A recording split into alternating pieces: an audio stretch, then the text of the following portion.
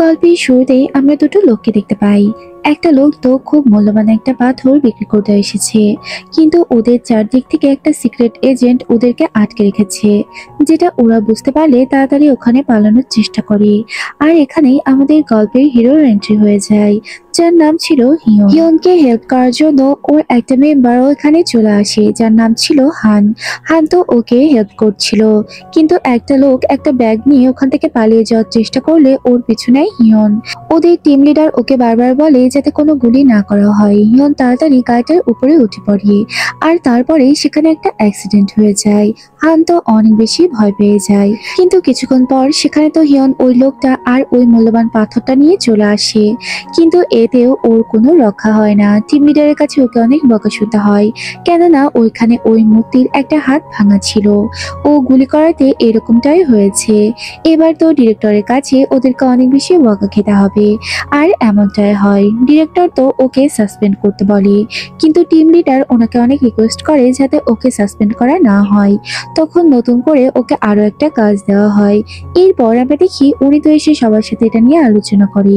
আর কাজটা এমন ছিল, ওকে তো একটা স্কুলে যেতে হবে, সেখানে গিয়ে কিছু মূল্যবান জিনিস আনতে হবে। এখানে আমরা একটা কাহিনী দেখতে পাই।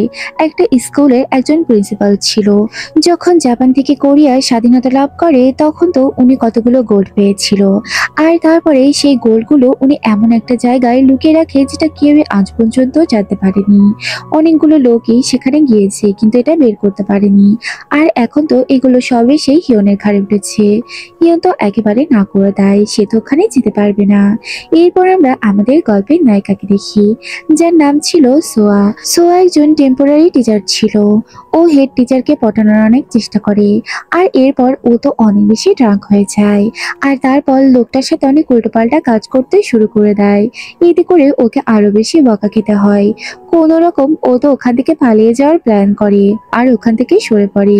এরপর তো আমরা হিয়নকে দেখি। হিয়ন একটা জায়গায় ড্রিঙ্কস করছিল, সেখানে সোয়া চলে আসে। আসলে এটা সোয়ার মায়ের রেস্টুরেন্ট ছিল। সোয়া তো ওকে প্রথম দেখাতেই ক্রাশ খেয়ে যায়, আর মনে মনে ভাবতে থাকি ছেলেটা কত হ্যান্ডসাম। কিন্তু কিছুক্ষণ পর সেখানে কতগুলো বখাটে ছেলে চলে আসে। সোয়ার মায়ের সাথে অনেক খারাপ আচরণ করলে ও তো প্রোটেক্ট করার চেষ্টা করে। ছেলেগুলো না শুনলে তখন তো আমরা দেখি সেখানে হিয়ন যায়। হিয়ন গিয়ে ছেলেগুলোকে অনেক বেশি পেটাতে থাকে, আর তারপর একটা ছেলেকে আঘাত করতে গেলে সোয়া তোকে বাঁচিয়ে নেয়, আর নিজেকে খুব প্রাউড ফিল করতে থাকে। এরপর আমরা দেখি ও তো ওর নিজের কার্ডটা সোয়ার মাকে দেয়, আর বলে কোনো প্রয়োজন হলে যেন ওকে ফোন করা হয়। হিয়ন তো নিজের বাড়িতেই ফিরে আসে। আর এরপর আমরা পাস্টের একটা ঘটনা দেখি। ও যখন ছোট ছিল, স্কুলে ওকে অনেক বেশি বুলি করা হতো, এই জন্য ও স্কুলে যেতে অনেক বেশি ভয় পাচ্ছে, কিন্তু তারপরেও ও তো এই কাজটা করতে রাজি হয়ে যায়। এরপরে হিয়ন তো পরদিন সকালবেলা সবার থেকে সব ইনফরমেশন নিয়ে নেয়। এখান থেকে আমরা জানতে পারি এখানে কতগুলো রুলস আছে। এখানে অনেক বড়লোক লোকের ছেলেমেয়েরা পড়াশোনা করে, আর এখানকার চেয়ারম্যানের নাম ছিল মায়ং। এখানে স্টুডেন্টদের জন্য একটা কাউন্সিলিং রুম ছিল, তবে এখানকার সদস্য হওয়াটা এতটা সহজ ছিল না। এগুলো সবকিছু হিয়ন দেখতে থাকে। এছাড়া সবার ইনফরমেশন ও তো নিয়ে নেয়, আর তারপর বলে ও কাল থেকেই স্কুলে জয়েন হয়ে যাবে। এরপর আমরা দেখি ও তো টিম লিডারের বাড়িতে থাকে। আসলে ও এখানেই বড় হয়েছে। ওর বাবা যখন চলে গিয়েছিল, ওই টিম লিডার ওকে এখানে নিয়ে এসেছিল, আর এটা আজ ওর পরিবার হয়ে গিয়েছে। এখানেই পড়াশোনা করেছে, আর ওদেরকে তো ও নিজের পরিবারের মতো দেখে, আর তার মেয়েকে নিজের বোনের চোখে দেখে, আর মাকে তো নিজের মা ভাবে। পরদিন সকালবেলা আমাদের হ্যান্ডসাম হিরো তো তার ইউনিফর্ম পরে নেয়, আর ওকে দেখতে অনেক বেশি হ্যান্ডসাম লাগছিল। কিন্তু যাওয়ার আগে ও তো ওর বাবার ছবিটা বারবার দেখতে থাকে, আর বলে মিশনটা আমি যেভাবেই হোক কমপ্লিট করে আসবো। এরপর দেখা যায় ও তো স্কুলটার সামনে থাকে, আর স্কুলটাকে ভালো করে দেখতে থাকে। তখনই পিছন থেকে কেউ একজন ওকে সরে দাঁড়াতে বলে। সে তো ছিল ওরই ক্লাসের ফার্স্ট গার্ল, আর তার নাম ছিল ইয়ানা। ইয়ানা ওকে সরে দাঁড়াতে বলে, আর তারপর ওখান থেকে চলে যায়। এরপরে হিয়ন তো হেড টিচারের সাথে দেখা করতে চায়, আর তারপর বলে ওর ক্লাস একটু বসিয়ে দিতে। এখানে আমরা আমাদের গল্পের নায়িকা সোয়াকেও দেখি।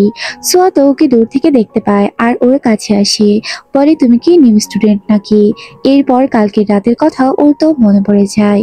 সাইডে নিয়ে ওকে তো অনেক কথা শোনায় যে তুমি একজন স্টুডেন্ট হয়ে এভাবে কেন রিস্ক করছিলে, আবার তোমার ড্রেস আপও অন্যরকম ছিল। এরপর দেখা যায় ও তো সবকিছুর জন্য সরি বলে আর নিজের ক্লাসে নিয়ে যেতে বলে।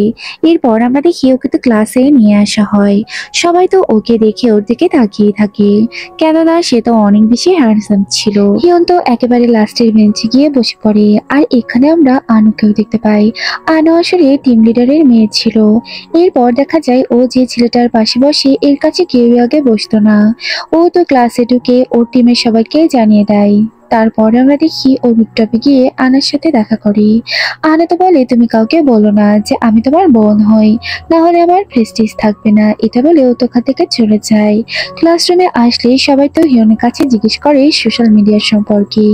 ও তো এটা বুঝতেই পারে না, কেননা ওর কোনো অ্যাকাউন্টই ছিল না। এরপরে ও তো খেয়াল করে পুরো স্কুলটা একটা প্লেগ্রাউন্ড হয়ে গিয়েছে, যেটা দেখে ও তো ভীষণ অবাক হয়ে যায়। এইসবের মধ্যে কেউ একজন আবার হিয়নের গায়ে কফিও ঢেলে দেয়। আর তারপর ও তো চুপচাপ ওখান থেকে বেরিয়ে আসে। হিয়ন ওই স্কুলটার পাশে একটা পরিত্যক্ত বাড়ি দেখতে পায়, যেটা দেখে ও তো সামনের দিকে এগিয়ে যায়। আর বাড়িটার সামনে একটা বড় তালা লাগানো ছিল। এরপরে ও তো বাড়ির চারদিকে ঘুরে একটা জিনিস দেখতে পায়, এখানে ইলেকট্রিক মিটার এখনো চলছে। হিয়ন তো খেয়াল করে ও যে ছেলেটার পাশে বসেছিল ওই ছেলেটার নাম আসলে ছিল দং।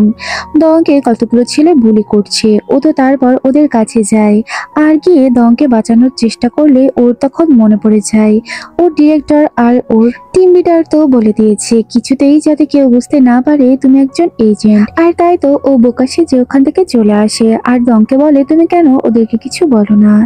এরপর আমরা চেয়ারম্যান মায়ংকে দেখি। সে তো কোনো একটা ফিউনারালে গেছে। আসলে যে মারা গিয়েছে সে ওর খুবই কাছের ছিল।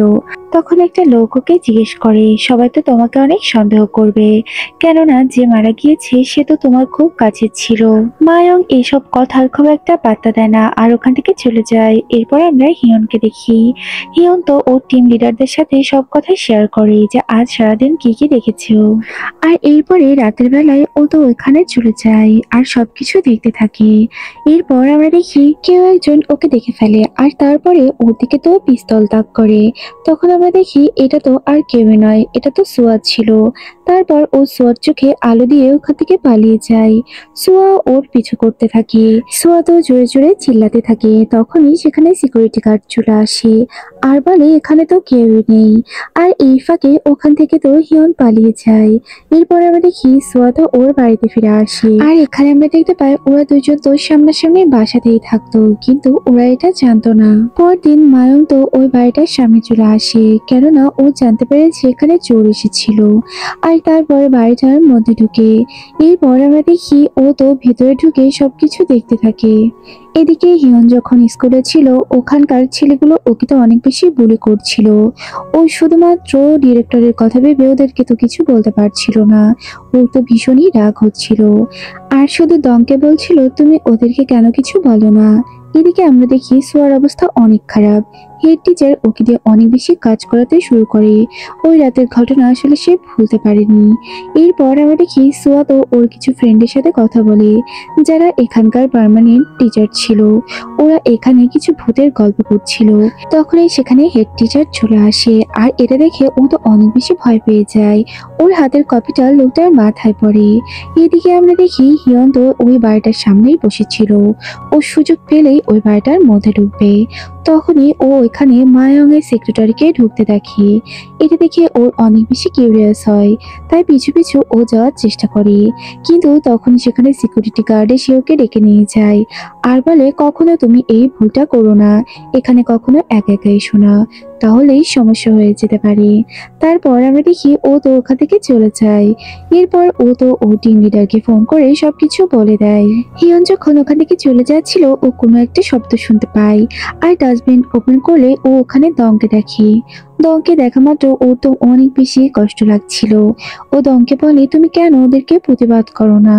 দং বলে ওরা প্রত্যেকে অনেক বেশি রিস্ক আর আমি ওদের সাথে কখনোই পারবো না। আমি যদি প্রতিবাদ করতে চাই তাহলে আমি এখানে পড়াশোনা করতে পারবো না। তখনই সেখানে সোয়া চলে আসে। সো ওদেরকে দেখে ভাবে যে হয়তোবা ওকে বুলি করছে। আর তার জন্য ও তো হিয়নকে ডেকে নিয়ে যায়, বলে তুমি দংকে কেন বুলি করছিলে? ও বলে আমি এরকম কিছুই করিনি। হিয়ন বলে যারা বুলি করছে তাদেরকে গিয়ে ধরো, আমি কোনো কিছুই করিনি। এরপর আমরা দেখি সোয়া তো ওর কাছে যায়। ওর তো কালকের রাতে একটু সন্দেহ হচ্ছিল, কেননা ও তো ওকেই রেখেছিল। তার জন্য সোয়া ওকে ভালো করে দেখতে গেলে হিয়ন ওখান থেকে সরে যায়, আর এতে করে ও তো ওখানে পড়ে যায়। তাড়াতাড়ি হিয়ন ওখান থেকে পালিয়ে যায়। এদিকে নিউজ পেপারে মায়ামিন নিয়ে একটা কথা ছাপায় যে ও খুব তাড়াতাড়ি একটা বড় প্রজেক্টের কাজ করতে যাচ্ছে, যেতে অনেক বেশি টাকা দরকার, আর যেটা ওই গোল্ডের সমপরিমাণ ছিল। তার জন্য সবাই মায়ংকেও সন্দেহ করতে শুরু করে। এরপর আমরা ওই কাউন্সেলিং রুমটা দেখতে পাই, যেখানে সবাই আলোচনা করছিল। এখানে প্রত্যেকে অনেক বেশি বড়লোক ছিল, শুধু আনাই এখানে সবার থেকে ব্যতিক্রম ছিল। তার জন্য সবাই অনেক বেশি ক্রিটিসাইজ করত। এখানে শুধুমাত্র ইয়োনাই ওকে সাপোর্ট করত। ইয়োনা ওকে অনেক বেশি পছন্দ করত আর ওকে ফ্রেন্ড ভাবতো, কিন্তু অন্যান্য সদস্যরা কেউ ওর সাথে ভালো ব্যবহার করতো না। আর তার জন্য ইয়োনা সবসময় ওকে অনেক বেশি প্রোটেক্ট করতো আর ওকে অনেক সাপোর্টও করতো। এইদিকে হিয়ন তো দঙের থেকে একটা জিনিস জানতে পারে, এই স্কুলে 4টা ভূতের গল্প আছে, আর তার মধ্যে প্রথম গল্পটা দং তোকে শোনাতে থাকে। আসলে এখানে একটা মেয়ে ছিল ডান্সার, সে খুব ভালো ডান্স করতো, কিন্তু মেয়েটা খুব গরিব ছিল। তার জন্য অন্যান্য মেয়েরা ওর সাথে অনেক বেশি হিংসা করতো আর ওকে নিয়ে অনেক ক্রিটিসাইজ মারতো, যাতে করে মেয়েটা অনেক বেশি কষ্ট পায়। আর তারপর ওর তো একটা অ্যাক্সিডেন্টে পাও হারিয়ে ফেলে। তারপর ও তো ভালো ডান্সও আর করতে পারে না কখনো, এই জন্য ও এই ফ্লোরেই সুইসাইড করে। আর তারপর ওই মেয়েগুলো ভয় পেয়ে যায় আর ওখানে ওকে দাফন করে দেয়, যেটা কেউই কখনো জানতে পারে না। এরপর দেখা যায় ওই ফ্লোরে ওই মেয়েটাকে প্রায়ই দেখা যায়, আর এই ফ্লোরটা ছিল ওই পরিত্যক্ত বাড়িতে। এই ভয়ের জন্য কেউই ওখানে যেত না। এই গল্প শোনার পরে হিয়নের অবস্থা অনেক বেশি খারাপ হয়ে যায়। ও তো পা কাঁপতে থাকে। দং বলে তুমি কি ভয় পাচ্ছ নাকি? ও তো বলে না না, ভয় কেন পাবো। এরপরে দং তোকে একটা ভিডিও দেখায় আর বলে আমিও ভেবেছিলাম এটা হয়তোবা মিথ্যে। তার জন্য একদিন রাতে আমি ওখানে নিজেই চলে গিয়েছিলাম, আর গিয়ে আমি যা দেখতে পাই দেখি তো অনেক বেশি ভয় পেয়ে গিয়েছিলাম। ওখানে সত্যি ওই মেয়েটা এখনো আছে, আর তারপর ওকে দেখে আমি ওখান থেকে তাড়াতাড়ি পালিয়ে গিয়েছিলাম। এটা দেখার পরে হিয়নের অবস্থা আরো বেশি খারাপ হয়ে যায়। এই ভিডিওর মাঝখানে ও তো একটা দরজার লক দেখতে পায়, যেটা ওর অনেক বেশি কাজের ছিল। এরপর আমরা দেখি এদিকে এরাও তো এই ভূতের গল্প নিয়েই আলোচনা করতে থাকে, আর বলে আমার তো এগুলো বিশ্বাস হয় না। ইউরা এগুলো কিছুই বিশ্বাস করতে চায় না।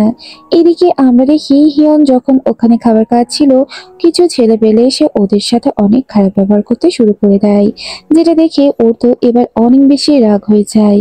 দংকে ও এবার প্রোটেক্ট করবে এটা ভেবে নেয়, আর বলে তোমরা এখান থেকে চলে যাও। তারপর ওদের মধ্যে ফাইট শুরু হয়ে যায়। এবার সে তো চুপ থাকে না, হিয়ন ওদের সাথে ফাইট করতে থাকে। তখনই সেখানে সোয়া চলে আসে। সোয়া এসে বলে তোমরা দুজনে আমার সাথে দেখা করতে আসো। এটা বলে সোয়া ওখান থেকে চলে যায়। এদিকে ইয়োনা তো হিয়নকে পছন্দ করতে শুরু করে দেয়। ওর এরকম অ্যাটিটিউড ওর অনেক বেশি ভালো লেগে যায়। তারপর আমরা দেখি ছেলেটা বড়লোক হয়, ও তো পার পেয়ে যায়। হিয়ন ওখানে একাই বসে থাকে। কিছুক্ষণ পর সেখানে সোয়া চলে আসে। সোয়া এসে ওকে রাগ করতে থাকে, বলে তুমি আবারও ওদের সাথে কেন ফাইট করছো? নিশ্চয়ই তুমি বুলি করতে গিয়েছিলে। তখন হিয়ন বলে যে দোষী তুমি তাকে গিয়ে ধরো, নাকি আমাকে? আমি একদম নির্দোষ। এটা বলে ও ওখান থেকে চলে যায়, কিন্তু সোয়ার তো অনেক বেশি খারাপ লাগে, কেননা হিয়ন যা বলেছে সব সত্য ছিল। হিয়ন একটা জায়গায় চুপচাপ বসেছিল, তখন ওর কাছে দং যায়। দং বলে ফার্স্ট টাইম কেউ আমাকে প্রোটেক্ট করেছে, তুমি আমার ফ্যামিলির মতোই। এটা বলে ওকে খাবার অফার করে। তারপর ওরা দুজন ওখানে বসে কথা বলতে থাকে। এদিকে সোয়ার অবস্থা অনেক খারাপ হয়ে যায়। হিয়নের কথা শোনার পরে ও তো অনেক বেশি ড্রিঙ্ক করতে থাকে। হিয়ন যা বলেছিল সব সত্য ছিল। এরপর আমরা কাউন্সিলিং একজন মেম্বারকে দেখি, যার নাম ছিল লি। সেও একজন স্টুডেন্টই ছিল, কিন্তু ও একটা গেমিং এর সাথে জড়িত ছিল। আর তারপর ওখান থেকে ও অনেক বেশি টাকাও নিয়ে নিয়েছিল, যে টাকাগুলো ও দিতে পারে না। এরপর আমরা দেখি হিয়নকে তো ডিরেক্টর ডেকে পাঠায়। তারপর হিয়ন তো ডিরেক্টরের সাথে দেখা করতে গেলে সে তো অনেক রাগারাগি করে, বলে তুমি যে কাজ গিয়েছো সেই কাজ করো, তুমি কেন স্টুডেন্টদের সাথে মারামারি করতে গিয়েছো? এরপর ওরা বাইরে চলে আসলে ওর তো ভীষণ মন খারাপ হয়ে যায়। তখন পাস্টের ওর বাবার কথা ওর অনেক বেশি মনে পড়তে থাকে।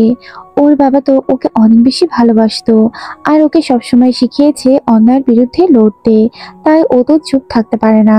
একদিন ওর বাবা ওকে প্রমিস করে চলে গিয়েছিল সে ফিরে আসবে, সে ইম্পর্টেন্ট একটা কাজে যাচ্ছে, কিন্তু সে যাওয়ার আগে ওকে একটা ডায়েরি দিয়ে যায় আর তারপরে সে কখনোই ফিরে আসেনি। হিয়নের বাবা যাওয়ার আগে ওকে একটা করে স্টার দিয়ে যেত। এই কথাগুলো ভেবে ও তো অনেক বেশি কষ্ট পেতে থাকে। তারপর আমরা দেখি লি নামের ছেলেটা তো দঙের বাড়িতে যায় আর ওর দাদির থেকে ওদের দুজনের ভোটার আইডি কার্ডটা নিয়ে নেয়, বলে স্কুলের জন্য এটা খুব জরুরি। এদিকে দং তো একটা পার্ট টাইম জব করতো। যখন রাতে ও বাড়ি ফিরছিল ও তো তখন হিয়নকে দেখে। হিয়ন স্কুলের কাছেই ছিল, যেটা দেখে ও হিয়নের পিছু নিতে থাকে। তখন দং ভাবে ও ভূত সম্পর্কে হয়তো কিউরিয়াস, তাই এখানে এসেছে। তখন আমরা দেখতে পাই হিয়ন বলে তুমি এখান থেকে চলে যাও। দং তো ওর পিছু ছাড়ে না, বলে আমি তোমার সাথেই যাব। ও বারবার ওকে তাড়িয়ে দিতে থাকলেও ও তো ওখান থেকে যায় না, ও পিছু পিছু হিয়নে যেতেই থাকে। তাই নিরুপায় হয়ে হিয়নকে তো ওকে নিতেই হয়। ওরা দুজন মিলেই ভিতরের দিকে যেতে থাকে। আর তারপর ওরা ফার্স্টেই তো ওই ফ্লোরটাতে যায় যেখানে ওই মেয়েটাকে দাফন করা হয়েছে। ওখানে যাওয়ার পরে ওরা তো একটা লোককে দেখে যে একটা টুপি পরা ছিল, যেটা দেখা মাত্রই ডন অনেক বেশি ভয় পেয়ে যায়। এরপর লোকটা ওদের দিকে কিছু একটা ছুড়ে মেরে তাড়াতাড়ি ওখান থেকে পালানোর চেষ্টা করে, কিন্তু হিয়ন তার পিছু নেয়। আর তারপর হিয়ন দেখতে পায় লোকটার গায়ে থেকে একটা কাপড় ছিঁড়ে গিয়েছে আর তাতে একটু রক্ত লেগেছিল। ও তো ওই কাপড়টাকে নিয়ে নেয়। এরপর আমরা দেখি এরপরে হিয়ন তো ওই লক লাগানো রুমটার দিকে এগিয়ে যায় আর তারপর রুমটার ভিতরে গিয়েও তো অবাক হয়ে যায়। এর আগেও কেউ একজন এগুলো রিসার্চ করেছে, এখানে কেউ একজন গোল্ড খোঁজার চেষ্টা করেছে, যেটা দেখে ও ভীষণই অবাক হয়ে যায়। আর তারপর সবকিছুর ছবি ও তুলে রাখে। এদিকে দং তো ওই ফ্লোর থেকে কাঠগুলো তুলতে থাকে আর তারপর ও দেখতে পায় সত্যি ওখানে একটা কঙ্কাল ছিল। ও তো অনেক চিৎকার করতে থাকলে হিয়ন সেখানে চলে আসে। হিয়ন এসে বুঝতে পারে এটা তো একটা আসল কঙ্কাল ছিল না, এটা একটা নকল কঙ্কাল ছিল আর কেউ একজন এখানে সাজিয়ে রেখেছে। ও সবকিছুর ভালো করে ছবি তুলে নেয়, যেটা ওর পরবর্তীতে কাজে লাগবে। এদিকে হিয়নকে তো মায়ং বাসায় বসেই দেখতে থাকে, ওখানে আগে থেকেই সিসি ক্যামেরা লাগানো ছিল। হিয়ন তো ওই কঙ্কালটার কাছে যায় আর তারপর ও সবকিছু দেখতে থাকে। ও তো ওখানে একটা চাবি দেখতে পায়, ও চাবিটা নিয়ে নেয়। এদিকে মায়ংয়ের সেক্রেটারিও সেখানে চলে যায় আর বলে তোমরা এখানে কি করছো। তখন দং বলে এখানে নাকি ভূত আছে, যেটা দেখতে আমরা এখানে এসেছি। আসল ঘটনা আসলে দং তো জানতো না। তারপর সে তো ওদেরকে ছেড়ে দেয়। মায়ংয়ের সেক্রেটারিকে আসতে দেখে হিয়নের অনেক বেশি সন্দেহ লাগে। তারপর ও তো ওই চাবিটা ওর টিম লিডারের সবার সাথে আলোচনা করতে থাকে। আর তারপর ওরা ভাবে যে এই ভূতের গল্পগুলোর মধ্যে ওরা এই সোনা খোঁজার কিছু একটা খুঁজে পাবে। মায়ন তো সবকিছুই জানতে পারে ওর সেক্রেটারি থেকে। আর ও এটাও জানতে পারে যে ওরা একটা চাবি পেয়েছে, যেটা পেয়ে উনি তো সাইকোর মতো করতে থাকে। আর এটা বলে ও তো অনেক বেশি খুশি হচ্ছিল, খুব তাড়াতাড়ি ও সোনাগুলো যেন পেয়ে যাবে। মায়ং ওর সেক্রেটারিকে বলে দেয় যাতে সবসময় ওদেরকে চোখে চোখে রাখা হয়। এদিকে হিয়ন্ত দঙের পিছু লেগেই থাকে ভূতের আরো গল্প শোনার জন্য। এরপর আমরা দেখি দাদিতে স্কুলে ফোন করে আর কার্ডের বিষয়ে জিজ্ঞেস করে। একটা ছেলে সে কার্ড নিয়ে গেছে, এগুলো সে বলতে থাকে। দং তো পরের ভূতের গল্পটা ওকে বলতে শুরু করে যে এখানে কতগুলো ঘড়ি আছে যেগুলো কেউ না থাকলে একা একাই বেঁচে ওঠে। তখনই সেখানে সোয়া চলে আসে আর হিয়নের কানটা ধরে সাইডে নিয়ে যায়, বলে তুমি কেন ওদের কার্ড নিয়ে এসেছো। ও আসলে ভাবতে থাকে এই সব কিছুই হিয়ন করেছে, কিন্তু হিয়ন তো কিছু করেনি। হিয়ন বুঝে ফেলে এটা কার কাজ হতে পারে। এরপর আমরা সোয়াকে দেখি। সোয়া তো পিঙ্ক কালারের একটা ইয়ারফোন দেখতে থাকে, যেটা এই স্কুলে পড়তো একটা মেয়ের ছিল। এরপরে ও তো ওই ইয়ারফোনটাকে আবারও ডনের মধ্যে রেখে দেয়। সোয়া তো মন খারাপ করে রুম থেকে বেরিয়ে যায়। এরপর আমরা হিয়নকে দেখি। হিয়নের কাছে ও ফোন করে দেখা করতে চায়, ও বলে ও এখনই আসছে, কিন্তু আমরা দেখি সোয়া তো ওর জন্য অপেক্ষা করতে থাকলে হিয়ন ওখানে যায় না। হিয়ন তো এখানে আসে ওই সিকিউরিটি গার্ডের কাছে আর এসে বলে কালকে রাতে তুমি কোথায় ছিলে। তোমার ড্রেসের একটি টুকরো আমি পেয়ে গিয়েছি। আসলে কালকে রাতে ওই বাড়ির মধ্যে এই সিকিউরিটি গার্ডই ছিল। তখন উনি তো সব ঘটনাও বলতে থাকে। বলে একদিন রাতে ওনার বিড়ালটা ওই বাড়ির মধ্যে ঢুকে যায়। আর তারপর বিড়ালটাকে খোঁজার জন্য উনি তো ওই বাড়ির মধ্যে ঢুকে পড়েছিল। সেখানে যাওয়ার পরে উনি একটা কঙ্কাল দেখতে পায়। আর সেখানে ওনার ফোন আর লাইটটাও পড়ে গিয়েছিল, যেটা তুলতে গেলে সেখানে দং তো ওনাকে দেখে ফেলেছিল। আর তারপর থেকে দং সবাইকে বলে যে এখানে সত্যি ভূত আছে। তখন হিয়ন্ত ওনাকে আর কিছুই বলে না। আর তারপর ও তো ওর টিমের সাথে এগুলো আলোচনা করে। তখন ও দেখতে পায় ওর স্কুলের পাশে ওরা সবাই মিলে একটা দোকান দিয়েছে, যাতে ওরা হিয়নকে তাড়াতাড়ি হেল্প করতে পারে। কিন্তু হিয়ন্ত অনেক বেশি অবাক হয় ওদের এরকম কাজ করতে দেখে।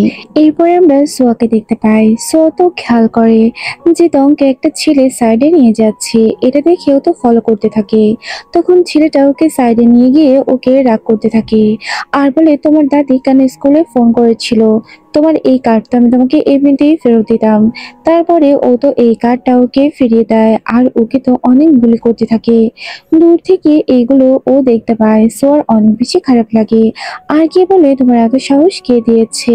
তখন ছেলেটা ওকে বলে, তুমি একটা টেম্পোরারি টিচার, তাই এগুলো থেকে দূরে থাকো। ও তো তখন অনেক বেশি খারাপ লাগে। এরপরে সোয়া তো দংকে বলে স্কুলে কমপ্লেন করার জন্য, কিন্তু ও তো এটা করতে রাজি হয় না। বলে আমি আরো বিপদে পড়ে যাব। তখন ওর তো অনেক বেশি খারাপ লাগে। সোয়া চাইলেও কিছু করতে পারছে না। এরপর আমরা দেখি হিয়ন তো রাস্তায় একটা ওল্ড লেডিকে হেল্প করার জন্য চলে যায়। হিয়ন যখন ওনাকে হেল্প করছিল তখন ইয়োনা গাড়ির মধ্যে থেকে ওকে দেখতে পায়, যেটা ওর তো অনেক বেশি ভালো লাগে। আর তারপর ও তো ওই ওল্ড লেডিকে বাড়িতে পৌঁছে দেয়। এখানে এসে ও জানতে পারে এটা তো আর কারো নয়, এটা তো দং এর দাদি ছিল। হিয়ন দং এর ফ্রেন্ড। এটা জানতে পেরে দাদি অনেক বেশি খুশি হয়। আর তারপরে ও তোকে থ্যাঙ্কস বলে দাদিকে হেল্প করার জন্য। দং বলে, তুমি ফার্স্ট আমাদের এতটা হেল্প করেছো। তখন হিয়ন ওর নাম্বারটা দিয়ে দেয়। বলে কোনো প্রবলেমে বলে যাতে ওকে ফোন করে।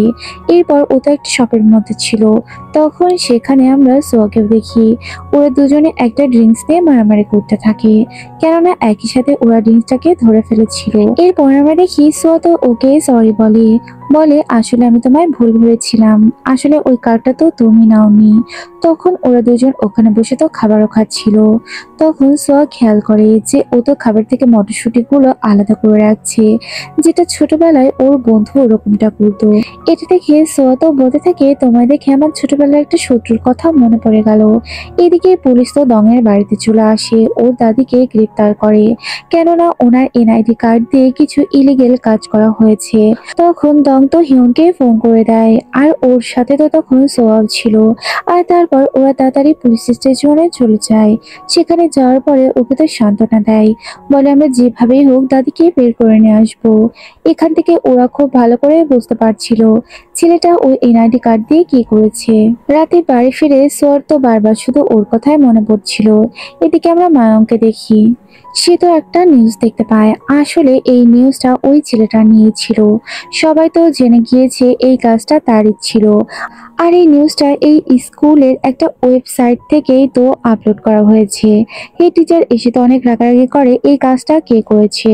তখন সে তো সোয়াকে সন্দেহ করার আগেই সে তো ওভার কনফিডেন্স হয়ে সবার সামনে চিল্লাতে থাকে। বলে এই কাজটা কে করেছো আমাকে বলো। আর তারপরে ও তো ওখান থেকে মুক্তি পেয়ে যায়। তখন হেড টিচার ভাবে আসলে এই কাজটা তো ও কখনোই করতে পারবে না। আর তারপরে তো স্মাইল করতে থাকে, কেননা এই কাজটা ওরই ছিল। এরপরে আমরা দেখি কাউন্সিলিং রুমে সবাই তো এগুলো নিয়ে আলাপ আলোচনা করতে থাকে। এখানে আমরা আরো দেখি ওরা তো অ্যানাকে দিয়ে অনেক কাজও করাতো, অনেক হুকুম করতো, কফি আনা আরো অনেক কিছুই ওকে দিয়ে করানো হতো। অ্যানা তো কখনোই এগুলো প্রতিবাদ করতে যেত না। এদিকে দং তো দাদির কাছে বসে থাকে। ও তো দাদিকে অনেক বেশি মিস করছিল, যেগুলো দেখে তো হিয়নের অনেক বেশি খারাপ লাগতে থাকে।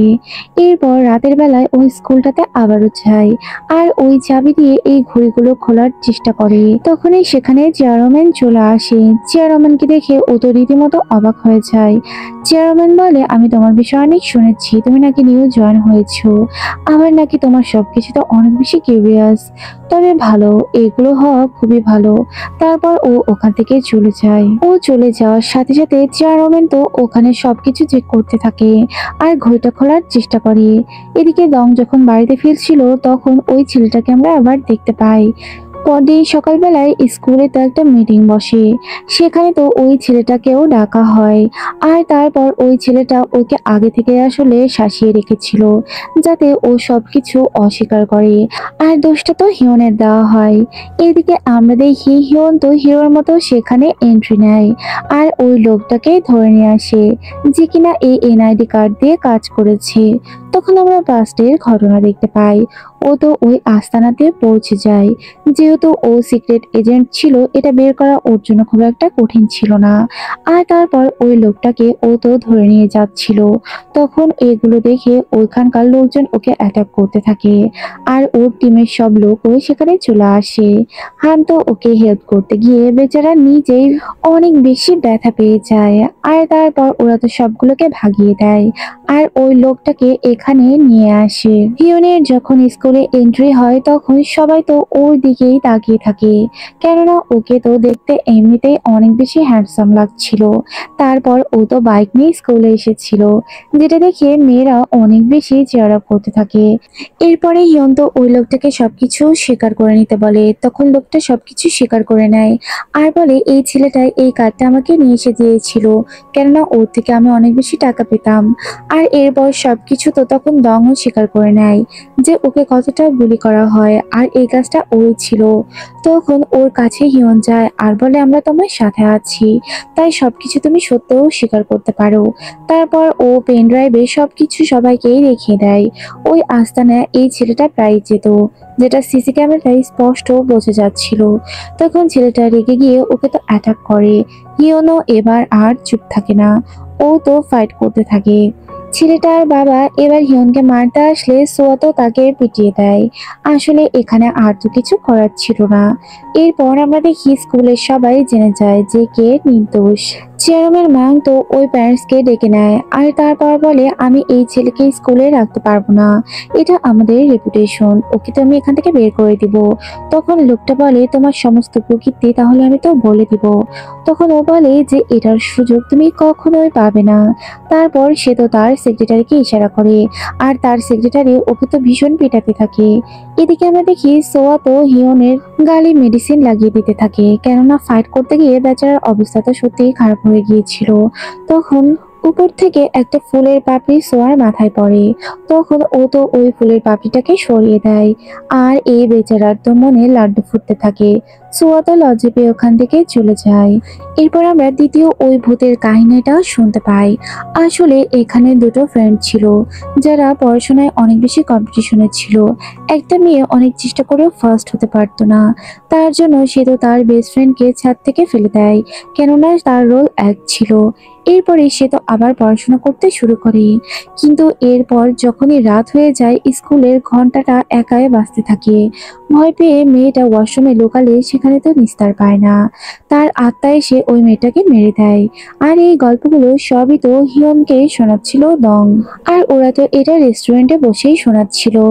এবারও তো বেচারা অনেক বেশি ভয় পেয়ে যায় আর তখনই ওর টিমের লোক আসলে ও ভীষণ ভয় পেয়ে ওঠে। এরপর হিয়ন তো দংকে অনেক খাবার খাওয়ায়, যেহেতু দাদি না থাকায় ওর তো ভালো খাবারও হচ্ছিল না। এদিকে আমরা দেখি এই বেচারার অবস্থা অনেক খারাপ। সোয়া তো শুধু ওর কথাই ভেবে যাচ্ছিল। এদিকে অ্যানা তো ইউনার সাথে শপিং এ যায় আর ওর সমস্ত ব্যাগ তো ওই টানতে থাকে, কিন্তু কিছুক্ষণ পর ওর কিছু ফ্রেন্ড আসলে সে তো আর ওর দিকে ঘুরেও তাকায় না আর ভালো করে ওকে গুড বাইও বলে না। এদিকে সোয়ার তো একবারের জন্য মনে হয় যে এটাই ওর ছোটবেলার বন্ধু, ওর সবকিছুতেই যেন কেমন মিলে যাচ্ছে। এগুলো ভাবতে ভাবতে সে তো দিনের বেলায় ঘুমাচ্ছিল। তার জন্য হেড টিচারের কাছে ওকে অনেক বকাও শুনতে হয়। হিয়ন তো এই স্কুলে কোথায় কি ঘুরে আছে এগুলো ঘুরে ঘুরে দেখছিল। তখন সেখানে অ্যানা আসে আর বলে আমাকে হেল্প করো। ও আসলে কিছু একটা পোস্টার লাগাচ্ছিল। ও তো ওর সাথে পোস্টার লাগাতে থাকে আর ওকে হেল্প করতে থাকে। সেখানে ও তো ওর ফ্রেন্ডের সাথে ছবিও দেখে। বলে এই মেয়েটার সাথে তোমার এত ভালো সম্পর্ক কেন? ও তো অনেক বড়লোক। এই সব কথা বলতে বলতে উপর থেকে তো এইগুলো সবই ইউরা দেখতে পায়। ইউরা ভাবে ওদের মধ্যে হয়তো অন্য কোনো সম্পর্ক আছে। ইউরা তো ওকে পছন্দ করত, তাই তো ওর অনেক বেশি জেলাস হচ্ছিল। এরপর আমরা দেখি ও তো ওই কাউন্সিলিং রুমের দিকে এগিয়ে যায়। তখনই সেখানে ইউরা চলে আসে আর বলে এখানে তুমি কি করছো? এরপর আমরা দেখি ইউরা তো ওকে একটা গিফট দেয় আর বলে আমি এটা তোমার জন্য কিনেছি। ও যখনই এই গিফটটা পায় বলে তুমি অযথা কেন টাকা নষ্ট করেছো? এগুলো দিয়ে তুমি কতগুলো বইও কিনতে পারতে। তারপরে ও তো গিফটটা ফেরত দিয়ে ওখান থেকে চলেই যাচ্ছিল। তার কিছুক্ষণ পর ও আবারও ব্যাক করে, কেননা ইউনাকে পটাতে হবে, কাউন্সিলিং রুমে ওকে যেতে হবে। আর তারপর ও তো পটাতে শুরু করে দেয়। এরপর হিয়ন তো সোয়ার কাছে যায় আর জিজ্ঞেস করে ওই রুমে ঢুকতে হলে ওকে কি কি করতে হবে। তখন ও তো বলে পরীক্ষায় ভালো রেজাল্ট করতে হবে, আর তাছাড়া ওকে 100 লোকের একটা সই নিতে হবে। তাছাড়া কাউন্সিলিং রুমের সমস্ত মেম্বারদেরও সই লাগবে। ও তো বিপদে পড়ে যায়। এই বয়সে ওর পড়াশোনা করতে তো একেবারেই ভালো লাগছিল না। তারপর ও তো প্রথম দমের থেকে একটা সই নিয়ে নেয় আর ওকে হেল্প করার জন্য আরো দুটো ছেলে আসে, কেননা এখন সে তো স্কুলের হিরো হয়ে গিয়েছিল। দংকে এই ছেলে দুটো বুলি করতো, তাই দংকে দিয়ে ওদের শাস্তি দেওয়ায়। আর ওরাও এটা মাথা পেতে নেয়, কেননা ওদের লিডার তো স্কুল থেকে চলে গিয়েছে, কিছুই করার ছিল না। এরপর আমরা দেখি এই ছেলে দুটো ও সই করে দেয় আর বলে এখন আমি তোমাদের সাথেই থাকবো। আর তারপর সবাইকে রিকোয়েস্ট করে এখানে সই করার জন্য, কিন্তু কেউই তো এখানে কোনো সই করে না আর ওখান থেকে পালিয়ে যায়। হিয়ন তো অনেক বেশি টেনশনে পড়ে যায় কি করবে। তারপর টিম লিডারদের সাথে ও তো আলোচনা করে। তখন ওরা একটা প্ল্যান বের করে, বলে যেভাবেই হোক এখানে তো সই লাগবেই। আর ওকে ভালো করে পড়াশোনা করার জন্য ওকে হেল্প করতে থাকে। কিন্তু ও তো ভালো মার্কস আনতে পারছিল না। ওকে সত্যি সত্যি ভালো পড়তে হবে। এদিকে টিমের সবাই তো ওকে হেল্প করার জন্য একটা কনসার্ট রাখে। সেখানে ফ্রি ফুড দেওয়া হবে, তার বিনিময়ে ওখানে সই করতে হবে। আর ওরা তো পপস্টারদের মতো গেট আপও করে নেয়। ওদের এরকম কাণ্ড দেখে হিয়ন তো অনেক বেশি অবাক হয়ে যায়। আর তারপরে সে নিজেও তো ওখানে জয়েন হয়ে যায়। ওর তো এই সইগুলোর খুবই দরকার ছিল। ও তো এখানে এসে ডান্স করতে থাকে, যেটা খুবই ফানি ছিল। দূর থেকে ইয়োনা এগুলো দেখে হাসতে থাকে। আর তারপর কাউন্সিলিং রুমে গিয়ে সবাইকে ওর বিষয়ে কথা বলে, কিন্তু আনা তো না করে দেয়, বলে ও এখানে কোনো সই করতে পারবে না। যেটা ও নোটিস করে। ইউনা বুঝতে পারে ওদের মধ্যে কিছু একটা সম্পর্ক আছে। এরপরে আমরা দেখি টিম লিডার তো ওর বাবার মতোই ভালোবাসতো, আর তারপর পেপারটা ওকে দিয়ে যায়। আর স্কুলে মাঝে মাঝে চুরি চুরিও আসতো ওকে খাবার দিতে। এরপর আমরা দেখি অ্যানা তো ওর সাথে ছাদে দেখা করে আর ওকে বলতে থাকে তুমি এগুলো কি শুরু করেছো, তুমি কেন কাউন্সিলিং রুমে আসতে চাও? এগুলো করতে চেও না, এটা বলেও রাগ করে চলে যায়। কিন্তু এটা ওর কাজ ছিল, ওকে তো করতেই হতো। তার জন্য হিয়ন দিন রাত মনোযোগ দিয়ে পড়াশোনা করতে থাকে। ও তো পড়াশোনা শেষ করে চলে যাচ্ছিল, কিন্তু তারপরেও ও আবার ফিরে আসে, কেননা এখন তো সবাই পড়ছিল। তাই ও ওখানে পড়ার জন্য থেকে যায় আর পড়াশোনা করতে থাকে। আসলে এইসব স্কুলে অনেক ভালো সুযোগ সুবিধা ছিল। এরপর আমরা দেখি ইওনা তো আসলে চেয়ারম্যানের মেয়ে ছিল। আর তারপর দেখা যায় সে তো তার মেয়েকে বলে একটা মেডিসিন নিয়ে নাও, যাতে করে তুমি রাতভর পড়াশোনা করতে পারো, কেননা এবারে ভালো রেজাল্ট করতে হবে। ওর তো মনটা খারাপ হয়ে যায়। আসলে ও এই ধরনের কোনো মেডিসিন নিতে চায় না। এই মেডিসিন নিলে ওর অনেক অ্যালার্জির প্রবলেম হয়। মাকে খুশি করতে ওকে এটা করতেই হয়। এদিকে হিয়নের তো আজকে একদিনের অফ ডে নিতে হবে, কেননা আজকে ওদের বিশেষ একটা ট্রেনিং ছিল, তাই ওকে ওখানে যেতে হবে। স্কুলে ও মিথ্যে কথা বলে, বলে ওর শরীরটা অনেক খারাপ, ওর তো অনেক জ্বর হয়েছে। আর তারপর ট্রেনিং করার জন্য ওকে চলে যেতে হয়। রাতের বেলা ও যখন ট্রেনিং শেষ করে বাসে ফেরে, তখনই ওর কাছে সোয়া ফোন করে আর বলে তোমার শরীরের এখন কি অবস্থা। ও তো অভিনয় করে বলে যে ও এখন একটু ঠিক আছে। সোয়া তো ওর বাড়িতে আসতে চায়। আসলে ও একটা ভুল অ্যাড্রেস দিয়েছিল, যেখানে ওদের একটা অফিস ছিল। ওরা ওই অফিসের অ্যাড্রেস অ্যাড্রেস দিয়েছিল এটা ওর বাড়ি। আর তারপর ওরা টিমের সবাই ওই বাড়িতে চলে যায়। খুব তাড়াতাড়ি ওই ফ্ল্যাটটা ওরা কোনো রকম গুছিয়ে নেয়। আর সোয়াও রাস্তায় আসতে থাকে। আর তারপর কিছুক্ষণ পর সেখানে কলিং বেল বেজে উঠলে যার যার মতো লুকিয়ে পড়ে। হিয়ন তো তাড়াতাড়ি গিয়ে দরজা খুলে দেয়। তখন আমরা দেখি ও তো ভিতরে আসতে চায়, হিয়ন তো ওকে ভিতরে আসতে না করে। আর ওরা সবাই মিলে একটা আলমারির মধ্যে কোনো রকম লুকিয়ে পড়ে, কেননা ওইখানে একটা কেক ওর গায়ে পড়ে গিয়েছিল, তার জন্য ওকে ভিতরে আসতেই হতো। তারপর ও ভিতরে আসলে দেখতে পায় সবকিছু একেবারে এলোমেলো। তারপর ও ওয়াশরুমে গিয়ে ওটা ক্লিন করতে থাকে। এদিকে সবাই আলমারির মধ্যে ছিল। ও তো অনেক ভয় পেয়ে যায় যদি এবার ধরা পড়ে যায়।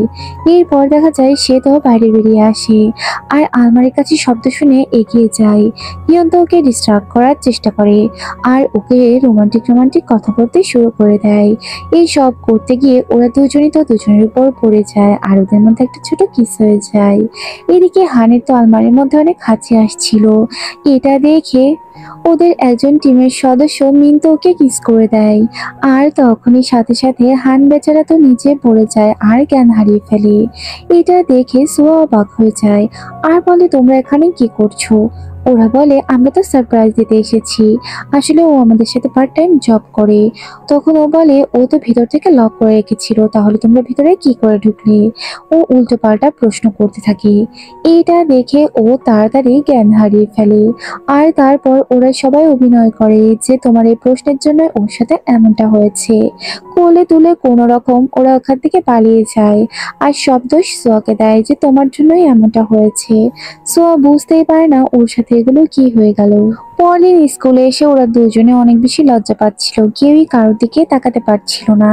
এদিকে হান তো ওর প্রেমে হাবুডুবু খেতে থাকে আর শুধু রোমান্টিক রোমান্টিক কথা বলতে থাকে। একই সেই বেচারার পার্সোনালিটি একদম চেঞ্জ হয়ে গিয়েছে। মিন্টু তখন বলতে থাকে, এসব বন্ধ করো, এগুলো কিন্তু আমার একেবারেই পছন্দ নয়। আর ওকে তো পিটাতে থাকে, কিন্তু সে আর এসব কথা কি শুনতো, সে তো রোমান্টিক কথা বলতেই ছিল, কেননা সে তো প্রেমে পড়ে গিয়েছিল মিনের। আর হানের এইসব রোমান্টিক কথা বলতে শুনে ওর তো সব কথা মনে পড়ে যায়। ও তো বারবার সোয়ার কথা ভাবতে থাকে যে কিভাবে ওদের মধ্যে কিস হয়েছিল। সোয়ারও একই অবস্থা, ও তো ওর ফ্রেন্ডের সাথে শেয়ার করে যে একটা ছেলে যদি তোমায় কিস করে তাহলে কি সে তোমায় ভালোবাসে কিনা। এরপর আমরা দেখি হিয়ন তো ওর ওই বাড়িতে থাকে। আর তারপর দরজায় কেউ একজন নক করলে ও তো গিয়ে দেখে এটা সোয়া ছিল। সোয়াকে এই বাড়ির সামনে দেখে ও তো অনেক অবাক হয়ে যায়। আসলে সে অনেক ড্রাঙ্ক ছিল, ভুল করে অপোজিট বাড়িতে চলে এসেছে। তখন তো ও নিজের কণ্ঠটা চেঞ্জ করে বলে, এটা তো আমার বাড়ি নয়। তখন ওর মা এসে ওকে সরি বলে ওখান থেকে নিয়ে চলে যায়। তখন ও বুঝতে পারে যে সোয়ার বাড়ি আর ওর বাড়ি সামনাসামনি। কোইন্সিডেন্টলি সবকিছুই তো মিলে গিয়েছে। পরদিন স্কুলে ওদের তো রেজাল্ট আসে। সবাই তো অনেক বেশি নার্ভাস থাকে, বিশেষ করে হিয়ন। হিয়নের রেজাল্ট আসলে ও তো ওর খাতাটা টেবিলের কাছে নিয়ে যায়। খুব ভয়ে ভয়ে ও নাম্বারটা দেখতে থাকে যে ও কত মার্কস পেয়েছে। এরপর আমরা দেখি ও তো টিমের লোকের কাছে ফোন করে। সবাই টেনশনে ছিল যে ওর রেজাল্টটা কেমন হবে। তখন ও তো ফোন করে সবাইকে জানিয়ে দেয় ও খুব ভালো রেজাল্ট করেছে আর খুব তাড়াতাড়ি ও কাউন্সিলিং রুমের মধ্যে ঢুকতেও পারবে। অ্যানাও তো এই ব্যাপারেই শুরু করে দেয়, কিন্তু আমরা দেখি ইউনা তো এখন পর্যন্ত সই করেনি। ও আসলে অনেক বেশি আপসেট ছিল, কেননা ও তো অনেক মার্কস কম পেয়েছিল, কারণ এবার ফার্স্ট হয়েছিল অ্যানা। আর ওর তো মনটা অনেক খারাপ হয়ে যায় আর ওখান থেকে ও বেরিয়ে যায়। আর তারপর মায়ের সাথে দেখা করতে যায়। ওর মা তো জানতো ওর রেজাল্ট কি হয়েছে। তখন ওর মা তো ওকে বলে, যাই করেছো করেছো, কিন্তু তোমাকে তো অনেক ভালো করতে হবে। এদিকে ইউনা এখানে সই না করায় ও তো ওকে ট্রিট করতে থাকে যেন ও একটা কুইন। আর ওর সেবা করার জন্য হিয়ন যেন সবসময় অনই আছে, ওর আগে পিছিয়ে ঘুরতে থাকে, যেটা দেখে অন্যান্য সদস্যের একটু জেলাস হচ্ছিল। হিয়ন তো ইউনার পিছনে লেগেই থাকে, ও তো সইটা করেই দম নিবে। হিয়ন অনেক খুশি থাকে যে ও খুব তাড়াতাড়ি ওখানে হয়তো ঢুকতে পারবে। এরপর আমরা সোয়াকে দেখি। সোয়ার তো হিয়নের বিষয়ে অনেক বেশি কিউরিয়াসিটি জাগে, তার জন্য ওর ওই পুরাতন স্কুলে ফোন করে যেখানে ইনফরমেশন দেওয়া ছিল। আর এই ফোনটা তো মিন ধরে, বলে যে ও সত্যি এই স্কুলে পড়তো, এগুলো সবই ওদের সাজানো ছিল, ওই ইনফরমেশন গুলাও তো মিথ্যা ছিল। আর তাই সোয়া তো আর কিছুই বের করতে পারে না। এরপর আমরা দেখি কম্পিউটারে ও সবকিছু সার্চ করছিল, তখন সেখানে হিয়ন আসে আর হিয়ন তো এটা দেখতে পায় যে ওর সম্পর্কে জানার চেষ্টা করছে। এরপর ও তো অ্যানার সাথে কথা বলতে থাকে আর বলে তোমাদের মধ্যে কি কোনো ঝামেলা হয়েছে কিনা। অ্যানা বলে তুমি আমাদের মধ্যে কখনোই আসার চেষ্টা করো না। আসলে অ্যানা ফার্স্ট হওয়াতে ইউরা ওর সাথে কথা বলছিল না। এরপর ওরা দুজন যখন কথা বলছিল উপর থেকে ইউরা ওদের দুজনকে দেখে ফেলে। ইউরা আসলে ভাবছিল ওরা গার্লফ্রেন্ড বয়ফ্রেন্ড, আর তারপর ও তো জেলাসে আরো বেড়ে যাচ্ছিল। তারপর ও তো ফাইনালি সই করে দেয় আর এই রুমে তো ওর এন্ট্রি হয়ে যায়। সোয়া এসে ওকে সবার সাথে পরিচয় করিয়ে দেয় নিউ মেম্বার হিসাবে। ও তো অনেক খুশি থাকে এই কাউন্সিলিং রুমে এসে। মিটিং শেষ হয়ে গেলে সবাই তো ওখান থেকে বেরিয়ে যায়, কিন্তু ওই রুমের মধ্যে ও একাই থেকে যায়। ও আসলে এখানে একটা ওয়াচ দেখেছিল যেটা খোলার জন্য এই রুমে ও ঢুকেছিল, কিন্তু কিছুক্ষণ পর সেখানে ইউনা চলে আসে। ইউনা বলে যে তোমার সাথে ওর কি কোনো সম্পর্ক আছে নাকি। তখন ও কিছু বলার আগেই অ্যানা তো বলে ওর সাথে আমার কোনো সম্পর্ক নেই, আমি তো ওকে চিনিও না। তারপর দেখা যায় ইউরা ওদের দুজনকে ইনভাইট করে ডিনারের জন্য। এরপর ওরা দুজনে বাইরে বের হয়ে আসে। তখন ও জিজ্ঞেস করে যে তোমার কি মন খারাপ নাকি। ও বলে আমার কেন মন খারাপ হতে যাবে, তোমার তো আমার কোনো লেভেলের সাথে যায় না, তুমি একবার ফার্স্ট হয়েছো তো কি হয়েছে। এরপর আমরা দেখি যে সোয়া তো ওর ফ্রেন্ডকে ওই রেস্টুরেন্টে পাঠায়। ওর আসলে সন্দেহটা শেষ হয়নি, আর সে তো তার ক্যামেরাটা অন করে নিয়ে গিয়েছিল। এরা তো এজেন্ট ছিল, ওরা আগে থেকে সবকিছু বুঝে ফেলতো, তার জন্য ওরাও তো অনেক বেশি সাবধান হয়ে যায় আর ওরা কিছুই ধরা দেয় না। মেয়েটা ওখান থেকে বেরিয়ে এসে ফোন করে বলে এদের মধ্যে আসলে কিছু বোঝা যাচ্ছে না, আমার মনে হয় তুমি শুধু ভুল করছো। আর তাই এইসব নিয়ে আর ভেবো না, এগুলো বাদ দাও, আর ওখান থেকে চলে যায়। এরপর আমরা দেখি রাতের বেলা ওরা সবাই তো একসাথে খাবার খেতে আসে। সেখানে একটু পরে তো আমরা হিয়নকেও দেখতে পাই। হিয়নকে দেখে ইউনার মনে তো লাড্ডু ফুটতে থাকে। আর তারপর ওরা একসাথে খাবার খেতে বসলে ও তো একটা জিনিস খেয়াল করে যে ইউনা সবসময় অ্যানাকে অর্ডার করতে থাকে। ও সবকিছুই ওকে অর্ডার করে করাচ্ছিল, যেটা দেখে ভাই হিসাবে ও তো অবশ্যই ভালো লাগবে না। তার জন্য ও তাড়াতাড়ি এই ডিনারটাকে শেষ করে দেয় আর বলে আমার একটা কাজ আছে। এটা বলে বিলটাও সে নিজেই পে করে দেয় আর সেখান থেকে বেরিয়ে আসে। ও তো খুব ভালো করে বুঝে ফেলে যে ওর বোন কেন এই কাউন্সিলিং রুমে যাওয়াটা পছন্দ করছিল না। তার জন্য ওকে বলে এই জন্যই কি তুমি আমায় ওই রুমে যেতে না করছিলে। ও তো বলে তুমি যা ভাবছো তা নয়, ইউরা আসলে মেয়ে হিসাবে এতটাও খারাপ নয়, ও আসলে খুব একা, তার জন্যই আমি সবসময় ওর সাথে থাকার চেষ্টা করি। ইউরা আসলে অনেক বেশি একা ছিল। ও তো ওর এই সাইকো মায়ের সাথে থাকতে থাকতে অনেকটাই অতিষ্ঠ হয়ে গিয়েছিল।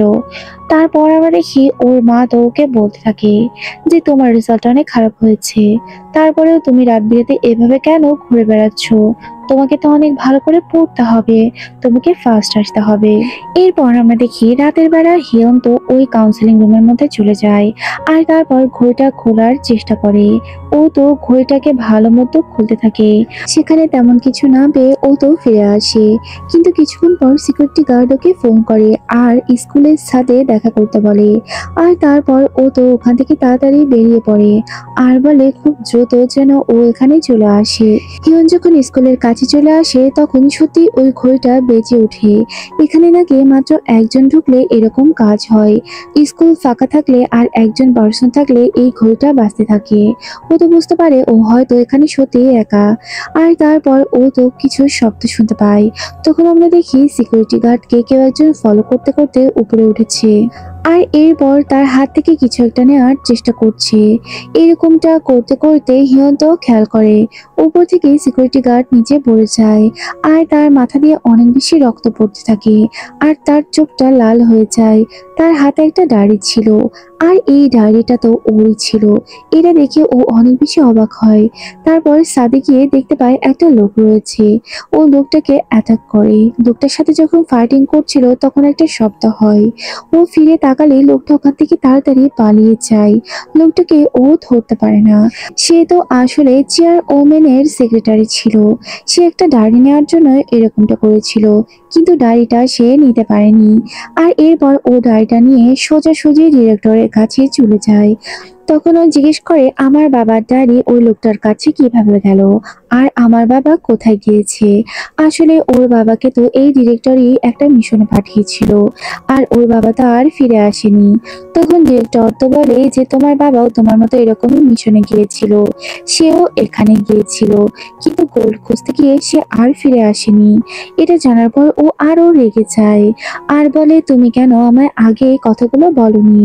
ও তো ওর টিম লিডারের উপরও রেগে যায়, আর বলে তুমি এই সব কিছুই জানতে, কিন্তু আমাকে বলনি। আমার বাবার মতো আমাকেও ওখানে পাঠিয়েছো। আমার বাবা কোথায় গেছে, এগুলো বলে ও ছোট বাচ্চাদের মতো কান্না করতে থাকে। টিম লিডার তো কোনো কিছুই বলে না, সে চুপ থাকে। এরপর ও তো ওর পুরাতন বাড়িতে ফিরে আসে। সেখানে সে ওর বাবার ওই ডায়েরিটা দেখতে থাকে। ওর মনটা অনেক বেশি খারাপ হয়ে যায়। ও ডায়েরিটা পড়তে থাকে, যেখানে ও ওই গল্পটা দেখতে পায়। এছাড়া আরো অনেক কিছুই ও এখানে দেখতে পায়। ওর বাবা যেদিন চলে গিয়েছিল, কি করেছিল, সবকিছু এখানে লেখা ছিল। পরদিন স্কুলে তো হই হই লেগে যায়। সিকিউরিটি গার্ডের এরকম মৃত্যুতে ওরা সবাই ভাবে ভূতেই হয়তো মেরে ফেলেছি। তার জন্য সবাই অনেক বেশি ভয় পাচ্ছিল। আর আজকে স্কুলে হিয়নও আসে না। কাউন্সিলিং রুমেও সবাই অনেক আপসেট থাকে। ও তো একা একাই ওর বাড়িতে বসেছিল। ওর বাবাকে ও অনেক বেশি মিস করছিল।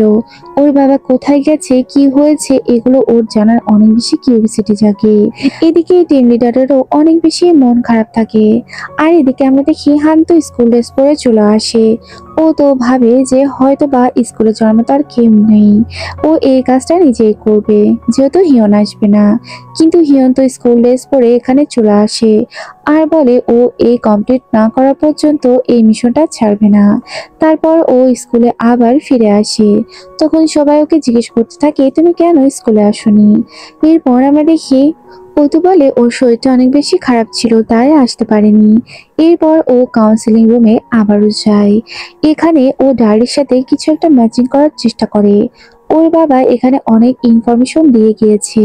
কাউন্সিলিং রুমের এই ঘন্টার সাথে ও কিছু একটা ম্যাচিং করার চেষ্টা করে, আর এই ঘন্টার সমস্ত কিছু ও রেকর্ড করতে থাকে। তখনই সেখানে সোয়া চলে আসে। সোয়া এসে বলে যে তুমি এখানে দাঁড়াও, তুমি কে, সত্য কথা আমার কাছে স্বীকার করো। তখন আমরা পাস্টের ঘটনা দেখি। ওই রাতে আসলে স্কুলে ও ছিল। যখন সিকিউরিটি গার্ড নিচে পড়ে যায়, উপর থেকেও দেখতে পায়। আর তারপর ছাদে গেলে ও তো দেখতে পায় একটা লোকের সাথে ও ফাইট করছে। সোয়া তো ওকে জিজ্ঞেস করে আমাকে সব সত্য কথা বলো, না হলে আমি সবাইকেই বলে দিব। তখন ও তো ধরা পড়ে যায়। হিয়ন সব সত্যটা বলতে বাধ্য হয়ে যায়। ও তো সত্যটা বলে দেয়, ও একজন সিক্রেট এজেন্ট, আর এখানে একটা কাজে এসেছে। কাজটা কি সেটাও বলতে পারবে না।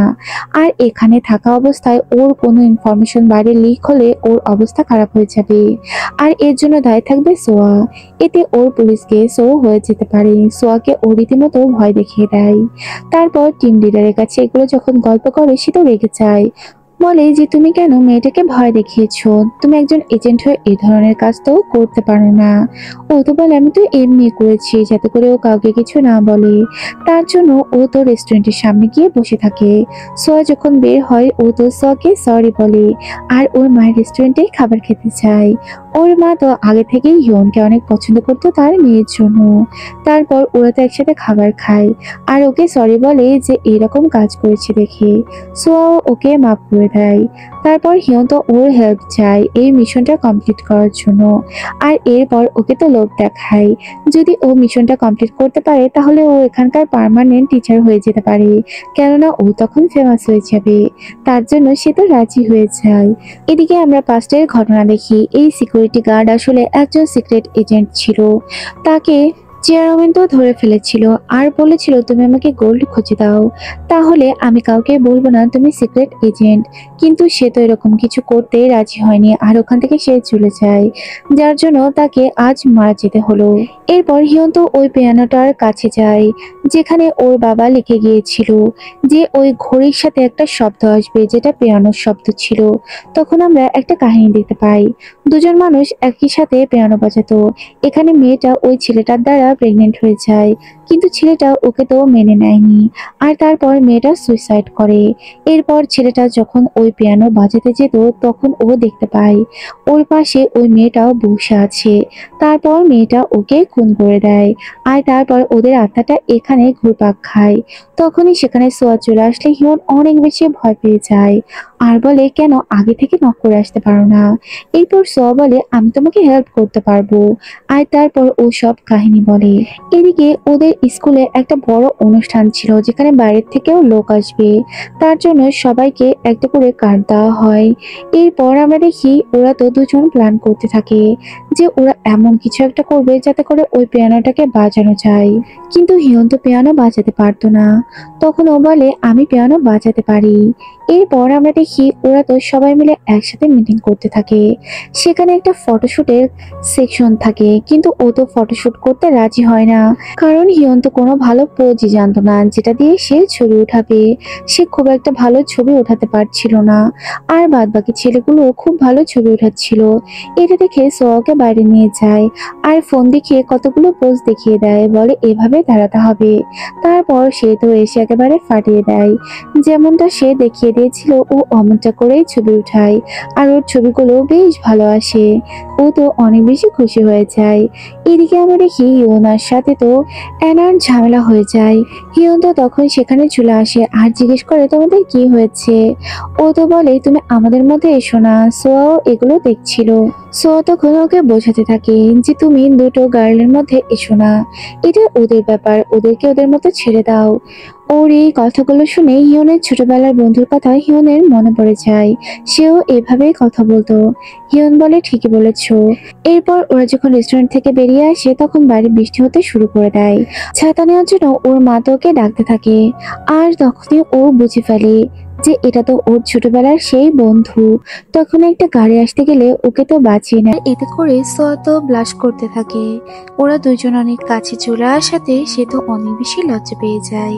আর এখানে হিয়ন তো স্মাইল করতে থাকে, কেননা ও ওর ছোটবেলার বন্ধুকে খুঁজে পেয়েছে। আর এদিকে ওর অবস্থাও অনেক বেশি খারাপ হয়ে যায়। এরপর আমরা দেখি হিয়ন তো বাড়িতে ফিরে আসে, আর তারপর ও তো ওর ছোটবেলার ছবিগুলো দেখতে থাকে, যেখানে সোয়াকে দেখে ওর সব ছোটবেলার কথাগুলো মনে হয়ে যায়।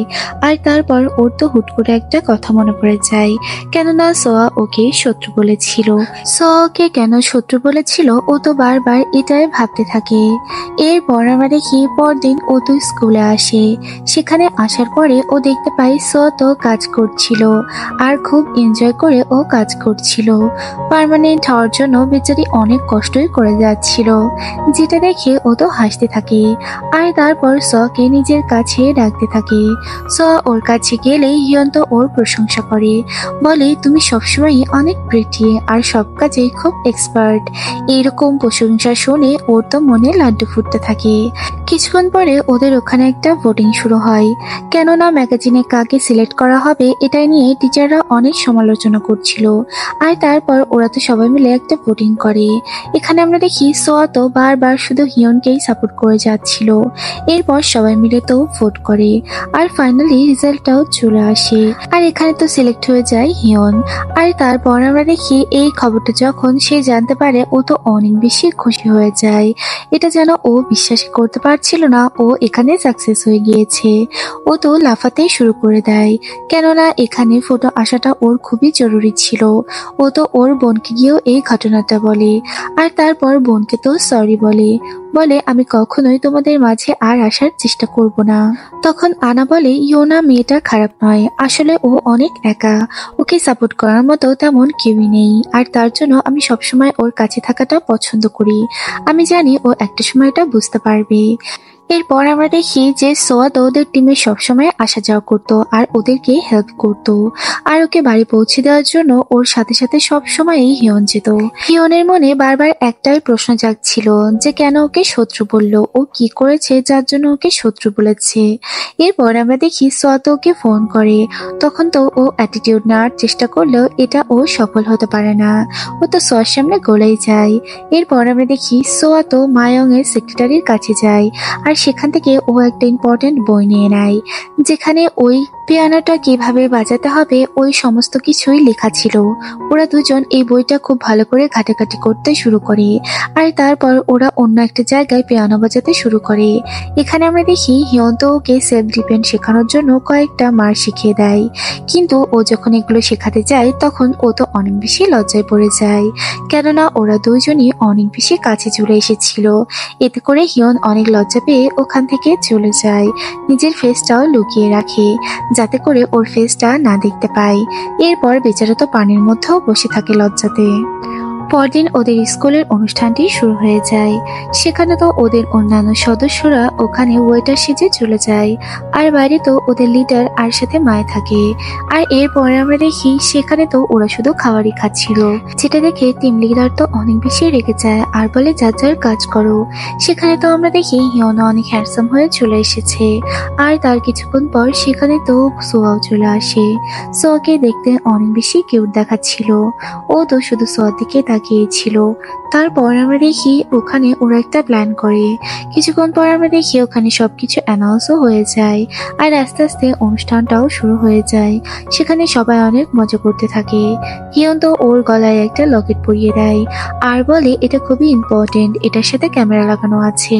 কিন্তু সোয়ার তো এখানে হার্টবিট বেড়ে যায়, আর তারপর আমরা দেখি অনুষ্ঠানটা শুরু হয়ে যায়। এদিকে মিস মায়ঙ্ক তো প্যারেন্টস মিটিং করতে শুরু করে দেয়, আর তারপর সেখানে হুট করে কারেন্ট চলে যায়। এদিকে আমরা দেখি হিয়ন্ত এই সুযোগ বুঝে ওখানে তাড়াতাড়ি ওই রুমের কাছে যাওয়ার চেষ্টা করে, আর ওর সাথে তো ইউরাও থাকে। কিন্তু হুট করে আবারও কারেন্ট চলে আসে। এটা আসলে করে মায়ঙ্কের সেক্রেটারি। সে তাড়াতাড়ি লাইট অন করে দেয়, আর ওদের প্ল্যানটা তো ক্যান্সেল হয়ে যায়।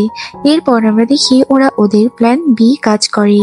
ওখানে তো আমরা দেখি যে হান চলে যায় আর গিয়ে ওখানে সিনক্রেট করার চেষ্টা করে, কিন্তু ও তো প্রায় ধরা খেয়ে যাচ্ছিল।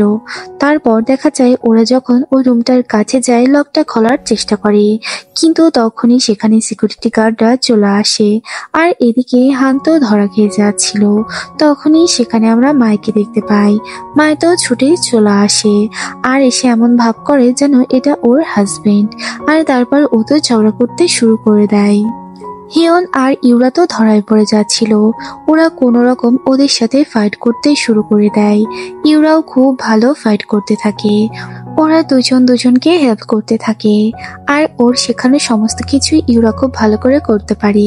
এদিকে আমরা দেখি যে মায়তোকে কিস করে বসে। হানকে কিস না করলে হয়তো ওরা ধরা খেয়ে যেত, তার জন্যই ওরা এমন কাজটা করে।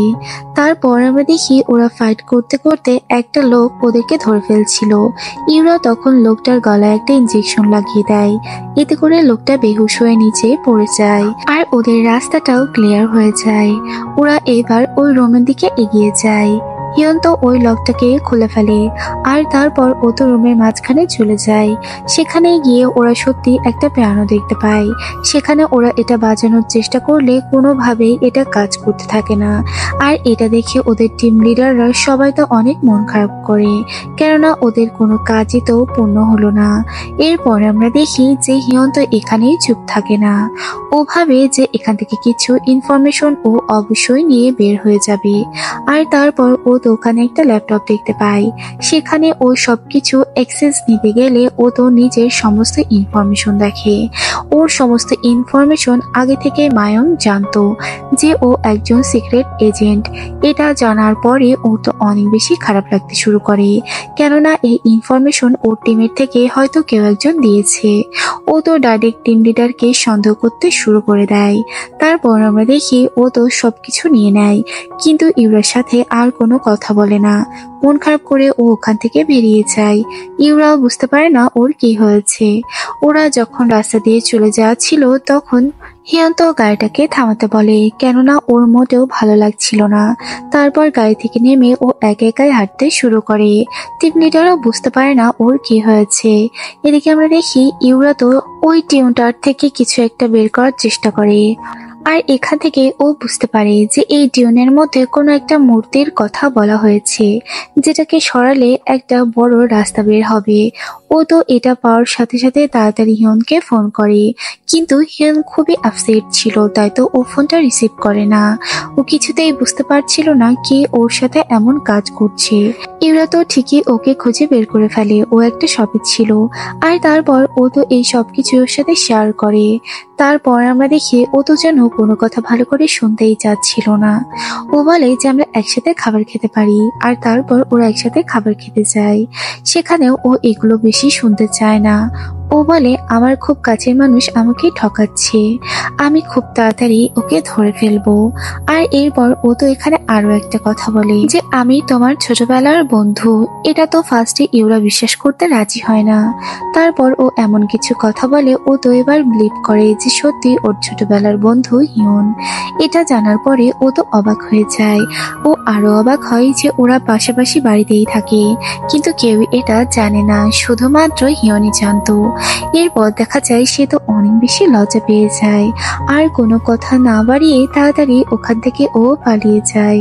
ইউরা যখন ওখান থেকে চলে যাচ্ছিল পেছন থেকে হিয়ন তো ওকেই দেখছিল। ইউরা অনেক বেশি লজ্জা পেয়ে যায়, আর ও কিছুতেই বিলিভ করতে পারছিল না সত্যি ওর ভালোবাসার মানুষ হিয়ন ছিল।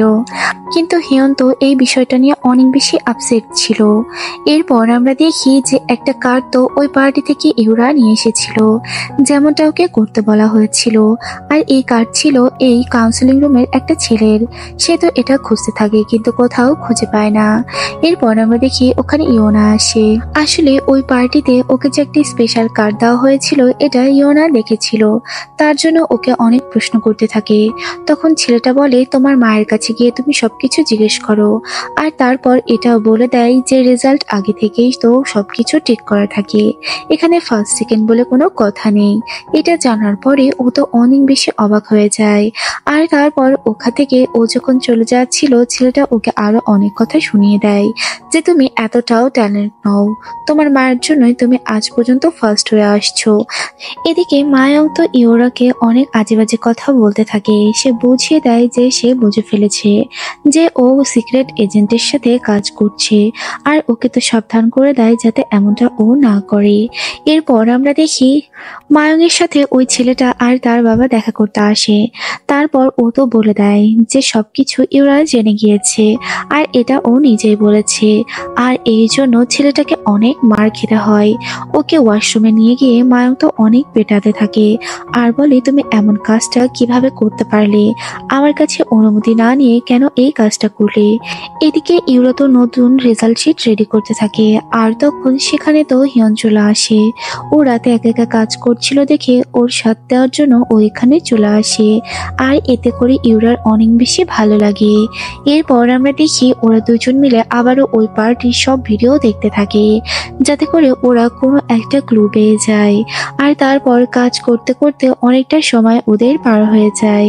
ওরা একসাথে অনেক ভালো সময় কাটাতে থাকে আর কথাও বলতে থাকে। এইভাবে কাজ করতে করতে দুজনে একসময় এক পাশেই শুয়ে পড়ে আর দুজনেই ঘুমিয়ে পড়ে। আর ওরা দুজনই খুব ভালো সময় কাটাচ্ছিল। এরপর আমরা মাইকে দেখি মাই আর হান তো দুজন ডেট করতে থাকে।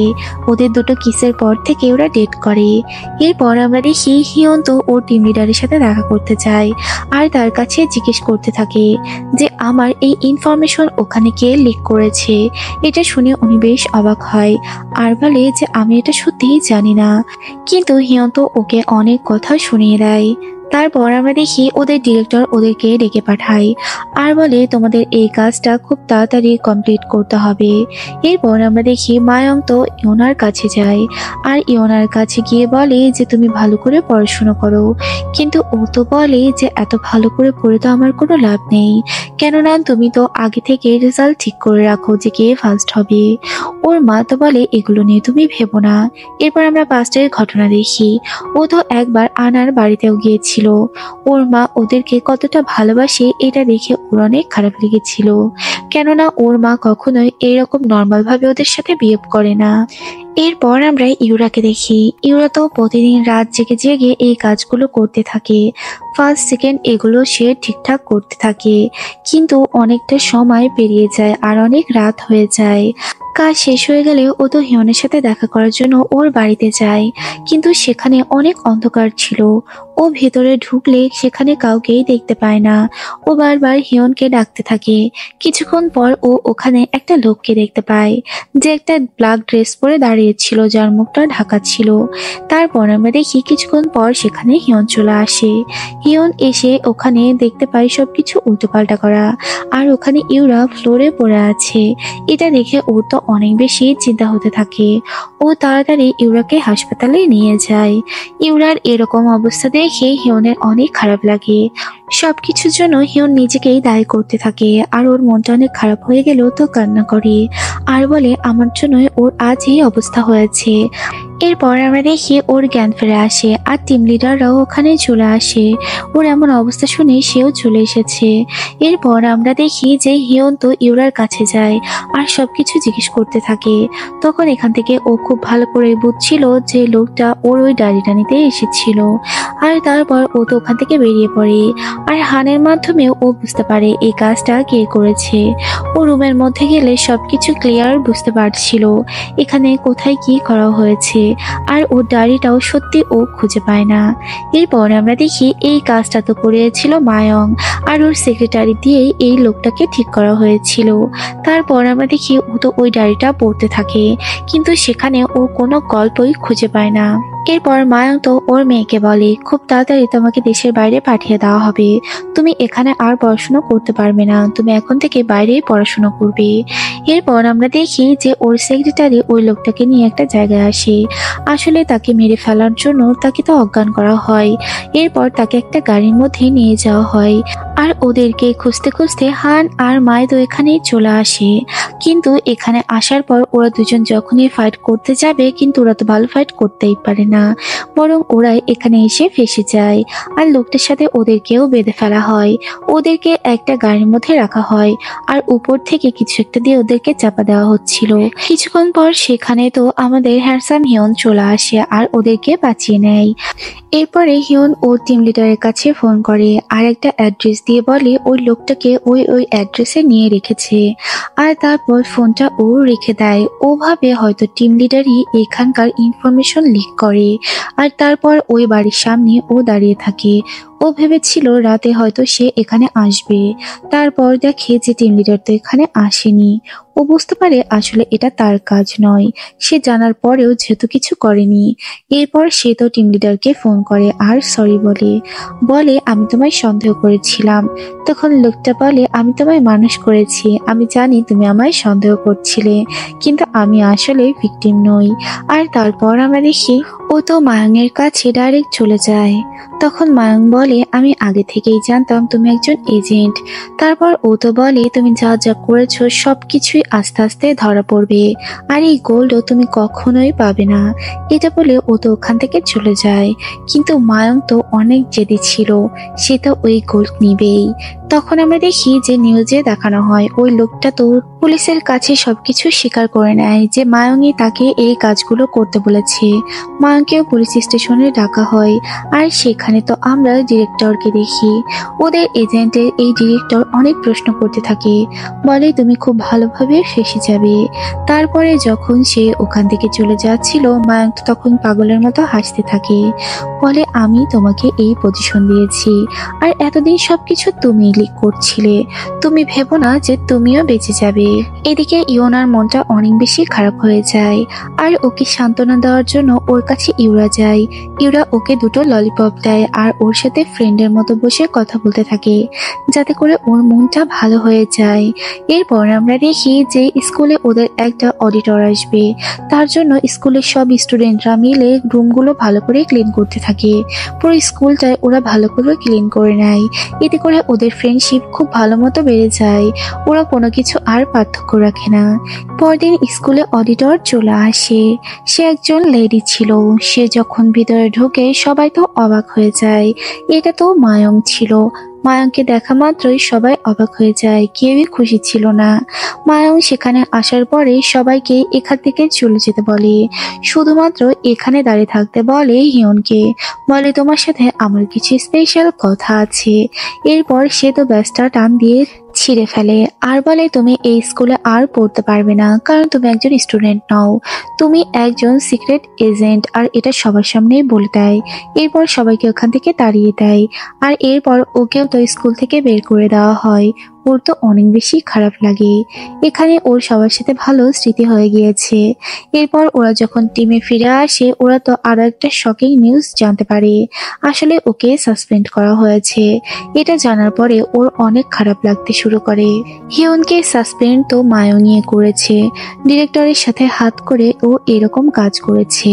ডিরেক্টর যাতে কাউকে কোনো কথা না বলে দেয়, ডিরেক্টরকে ও অনেক ধমকাতে থাকে। বলে যে তোমার তো আমি শেষ করে দেব। আরো ওকে তো অনেক মারধরও করে। মায়ং বলে আমি কোনো এভিডেন্স রাখতে পছন্দ করি না। এদিকে আমরা দেখি অ্যানা তো ওর ভাইকে ফোন করে আর স্কুলের সব ইনফরমেশন ওকে দিতে থাকে। ওরা যখন কথা বলছিল, পাশ থেকে ইউরা ওদের কথা শুনে ফেলে আর বুঝে ফেলে ওরা আসলে ভাই বোন। এটা জানার পরে ওর তো অনেক বেশি লজ্জা লাগতে শুরু করে। তারপর আমরা দেখি সাসপেন্ড করে দেওয়া সত্ত্বেও ওরা তো এখানে থেমে থাকে না। ওরা তো ওদের কাজ চালিয়ে যায়। যেভাবে হোক ওরা গোল্ড বের করবে। ওরা তো ওই মূর্তিটার কাছে চলে যায় আর ডেলিভারি ম্যান সেজে ইয়ন তো ওখানে চলে যায়। ইয়নকে ডেলিভারি ম্যান হিসাবে ভিতরে ঢুকিয়ে নেয় ইউরা। এরপরে ওরা ওই মূর্তিটাকে যখনই সরাতে যাবে, তখনই সেখানে হেড টিচার চলে আসে। সে তো এসে বলে তোমরা এখানে কি করছো? তখন ইউরা বলে ও আসলে ডেলিভারি ম্যান। তখন সে এই কথাগুলো বিশ্বাস করতে রাজি হয় না আর তারপরে বলে যে ওর মুখটা খুলো। কিন্তু ইউরা তো তার পিছনে গিয়ে ওর চোখটা ধরে ফেলে যাতে করে ওকে দেখতে না পায়। আর এতে করে হিয়ন ওখান থেকে তাড়াতাড়ি পালিয়ে যায়। বাইরে ওর টিমের লোক আগে থেকেই দাঁড়িয়ে ছিল। ওরা গাড়িতে করে তাড়াতাড়ি ওখান থেকে পালিয়ে যায় যাতে করে কোনোভাবেই ধরা না পড়ে। এরপর আমরা দেখি হেড টিচার এই সব কথা মায়ংকে বলে কাল রাতে কি কি ঘটনা হয়েছিল। উনি তো খুব ভালো করে বুঝে ফেলে এটা কে ছিল আর এখানে কে এসেছে। সিসি ক্যামেরায় সবকিছু মায়ং দেখে ফেলে আর বুঝে ফেলে এখানে রাতে হিয়নি এসেছিল।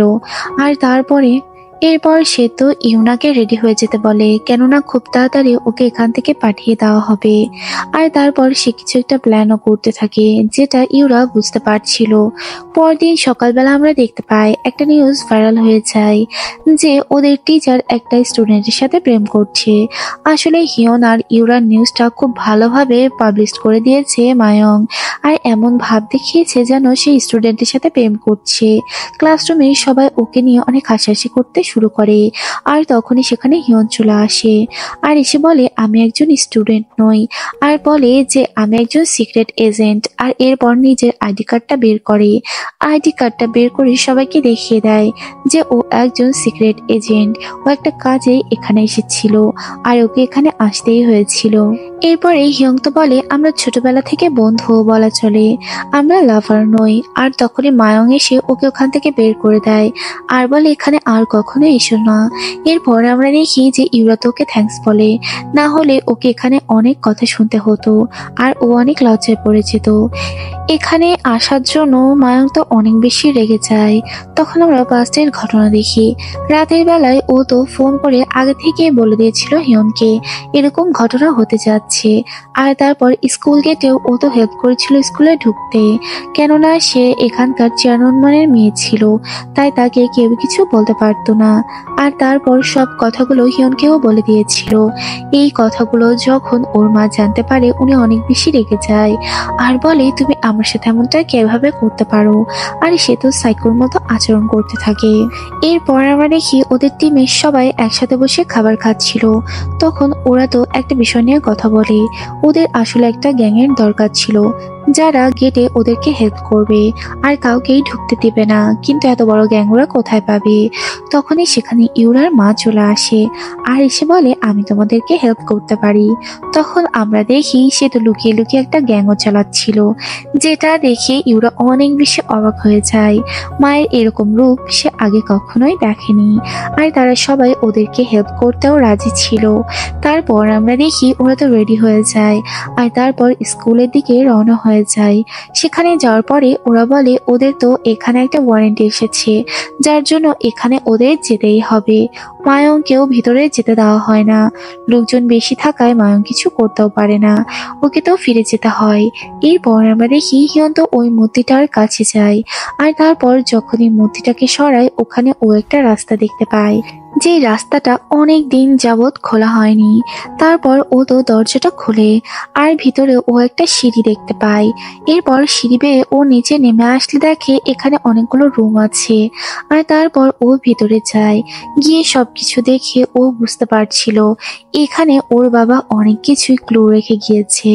হিয়ন খুঁজতে খুঁজতে ওখানে একটা বডি দেখতে পায়, একটা কঙ্কাল, আর তার হাতে একটা ঘড়ি ছিল, যেটা দেখে ও তো খুব ভালো মতোই বুঝে ফেলে এটাই ওর বাবা ছিল।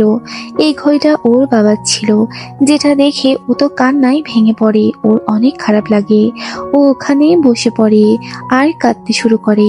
তখন আমরা দেখি মায়ং তো অনেকগুলো লোক নিয়ে এখানে চলে আসে, আর ওদেরকে এখান থেকে চলে যেতে বলে। ওরা তো এবার জনসংখ্যায় কম পড়ে যায়, তার জন্য ওদেরকে ওখান থেকে চলে যেতে হয়।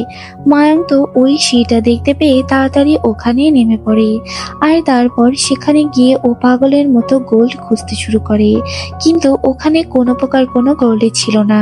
সে যখন দেখে এখানে কোনো গোল্ড নেই, সে পাগলের মতো করে আর ওখানে শুয়ে পড়ে আর কান্না করতে থাকে, যেটা দেখে তার সেক্রেটারি তাকে তুলে নেয়। হিয়ন্ত ওর বাবার লাশটাকে নিয়ে বাইরে চলে আসে, আর ওই ঘড়িটাকে ও বারবার দেখতে থাকে। তখন ওর ছোটবেলার কিছু কথা মনে পড়ে যায়। ওর বাবা তো ওকে অনেক ভালোবাসতো। হিয়ন ওর বাবার কঙ্কালের মাঝখান থেকে একটা বন্দুকের গুলি দেখতে পেয়েছে, যেটা দেখে ও খুব ভালো করে বুঝে ফেলেছে যে কেউ ওর বাবাকে গুলি করেছিল। এরপর ও তো এই গুলিটাকে ফরেন্সিক রিপোর্টের জন্য পাঠিয়ে দেয় যে এটা কার গুলি ছিল। এরপর আমরা দেখি ও তো ওর বাবার জন্য ফিউনারেল করে, আর সেখানে অনেকেই আসে ওর সান্ত্বনা দেওয়ার জন্য।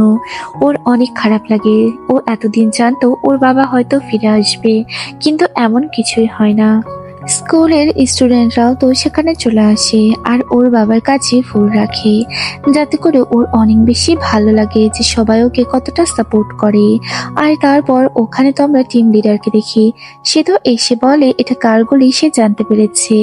এদিকে মায়ং পাগলের মতো খাবার খেতে থাকে, কেননা সে এটা কিছুতেই মানতে পারছে না যে সে গোল্ডগুলো নিতে পারেনি। সে ভাবছে যে এই গোল্ডগুলো হয়তো সবই হিয়ন নিয়ে নিয়েছে, তার জন্য সে এরকম পাগলের মতো আচরণ করতে থাকে। এরপর আমরা দেখি হিয়ন্ত ইউরাকে বলে যে সে একা একাই সবকিছু লড়তে যাচ্ছে, সে তো এখন তার ডিরেক্টরের সাথে দেখা করতে যাচ্ছে। এটা বলে ও যখন চলে যায় ইউরা তো অনেক টেনশনে পড়ে যায়, আর টিমের সবার কাছে গিয়ে বলে দেয়। আর তখন ওরা ভাবে যে ও হয়তো একা একাই ফাইট করতে যাচ্ছে, তাই ওরা হেল্প করার জন্য তাড়াতাড়ি সবাই একসাথে বেরিয়ে পড়ে যে ওরাও ওকে হেল্প করবে। এদিকে ও তো ডিরেক্টরের কাছে চলে আসে, আর তারপর তার কাছে জিজ্ঞেস করে যে সত্যি করে বলো আমার বাবাকে কে গুলি করেছিল, কেননা ওই গুলিটা তো তোমারই ছিল। তারপর আমরা দেখি যে ডিরেক্টরের সেক্রেটারিরা তো সবকিছু জেনে যায় যে তার বসের উপর অ্যাটাক করা হয়েছে, তার জন্য সিকিউরিটি গার্ডরা সেখানে তাড়াতাড়ি চলে আসে। তারা সবাই এসে ওকে ধরে ফেলে আর ওর পিস্তলটা ওর থেকে কেড়ে নেয়। এরপর আমরা দেখি ওদের হেল্প করার জন্য ওর টিমের মেম্বারগুলোও তো চলে এসেছে, ওরাও কোনো অংশে কম ছিল না। ওরা তো হিয়নকে বাঁচিয়ে নিয়েই যাবে, তার জন্য ওরা সবাই তো পাগলের মতো মারামারি করতে থাকে। আর এদিকে ইউরা তো ওকে বাঁচানোর জন্য সিঁড়ি ঘরের কাছে চলে যায়, আর তারপর সেখানে তো অনেক বড় স্প্রে নিয়ে ওদেরকে স্প্রে করে দেয়, আর ওকে নিয়ে ওখান থেকে পালিয়ে আসে। ওদের মুখ একেবারে পাউডারে ভরে গিয়েছিল। তারপরে ওরা ওখান থেকে কোনো রকমে পালিয়ে বাইরের দিকে বেরিয়ে আসে, আর ওদের টিমের সবাই তো ওদেরকে হেল্প করে বাইরে বের হওয়ার জন্য। আর সবাই তো অনেক বেশি খুশি থাকে একসাথে কাজ করে। এরপর হিয়ন্ত বলে তোমরা কেন ওখানে গিয়েছিলে? আমি তো একটা কাজের জন্য গিয়েছিলাম, আমি তোকে খুন করতে যাইনি। তখন ও তো বলে তুমিই তো আমাকে বলেছিলে তুমি একাই ফাইট করবে, তার জন্যই আমি এসে ওদেরকে বলে দিয়েছি। তারপর ও তো বলতে থাকে আমি ওখানে গিয়েছিলাম তার ফোনের সমস্ত অ্যাক্সেস নেওয়ার জন্য, আর যেটা আমি নিয়েও এসেছি। এরপর আমরা দেখি হিয়নের কাছে ফোন আসে। ওর বস তো ওকে ফোন করে, ডিরেক্টর ওকে ফোন করে দেখা করার কথা বলে। তখনই সেখানে মায়ং চলে আসে। মায়ং তো এসে ওকে অনেক কথা শোনায়, বলে খুব তাড়াতাড়ি গোল্ডগুলো আমাকে দিয়ে দাও, আমি জানি তোমরা এই কাজগুলো করেছো। আর ওরা যখন কথা বলছিল এই সবকিছু ও শুনতে পাচ্ছিল। তখন আমরা দেখি ওর ডিরেক্টর তো ওকে একটা কথা বলে, আর তখন আমরা পাস্টের ঘটনা শুনতে পাই। হিয়নের বাবা যখন ওই রাতে গেট থেকে বের হয়েছিল, সে বের হয়ে দেখতে পায় যে ওখানে ডিরেক্টর দাঁড়িয়ে আছে, আর ওকে বলতে থাকে গোল্ডগুলো দিয়ে দাও। আর মায়ংয়ের কাছে ওকে তো নিয়ে আসা হয়। ওরা একটা রুটটপে আসে, সেখানে মায়ং ওর কাছে গোল্ডগুলো চাইতে থাকে। ওর বাবা তো বলে এই স্কুলে কোনো গোল্ড নেই, এগুলো সবই মিথ্যে কথা। কিন্তু সবাই মিলে ওকে মারতে থাকে। আর তারপরে আমরা দেখি যে ওকে তো গুলি করতে যাবে, তখনই ও তো গিয়ে মায়ংকে অ্যাটাক করে। আর ডিরেক্টর ওকে গুলি করতে গেলে মায়ং পিস্তলটা নিয়ে সেই গুলি করে দেয়। আসলে মায়ংই হিয়নের বাবাকে গুলি করে। হিয়ংয়ের বাবা কোনো রকম ওখান থেকে পালিয়ে যায়। আর তারপরে সেই সিক্রেট রুমটার মধ্যে সে চলে যায়। কেউই তাকে আর খুঁজে পায় না। আর তারপর সে তো ওখানেই বসে থাকে। সে মনে মনে ভাবতে থাকে সে মারা গিয়েছে, এটা তার ছেলে জানতে পারলে সে অনেক কষ্ট পাবে। তার জন্য ও জানতে পাক যে সে কখনো না কখনো ফিরে আসবে। আর তাই সে এখানেই বসে থাকে, আর তার এখানেই মৃত্যু হয়ে যায়। হিয়ন এই কথাগুলো যখন শুনতে পায় ওর যেন মাথার উপর আকাশ ভেঙে পড়ে। ও তো অনেক কষ্ট পেতে থাকে। এরপর আমরা দেখি ও তো ডিরেক্টরের সাথে দেখা করতে যায়। তারপর আমরা দেখি ডিরেক্টর একটা জায়গায় গাড়ি নিয়ে দাঁড়িয়ে থাকে। হিয়ন ওখানে পৌঁছে যখন এই গাড়ির দরজাটা খোলে ও তো অবাক হয়ে যায়, কেননা কেউ একজন তাকে মেরে দিয়েছে।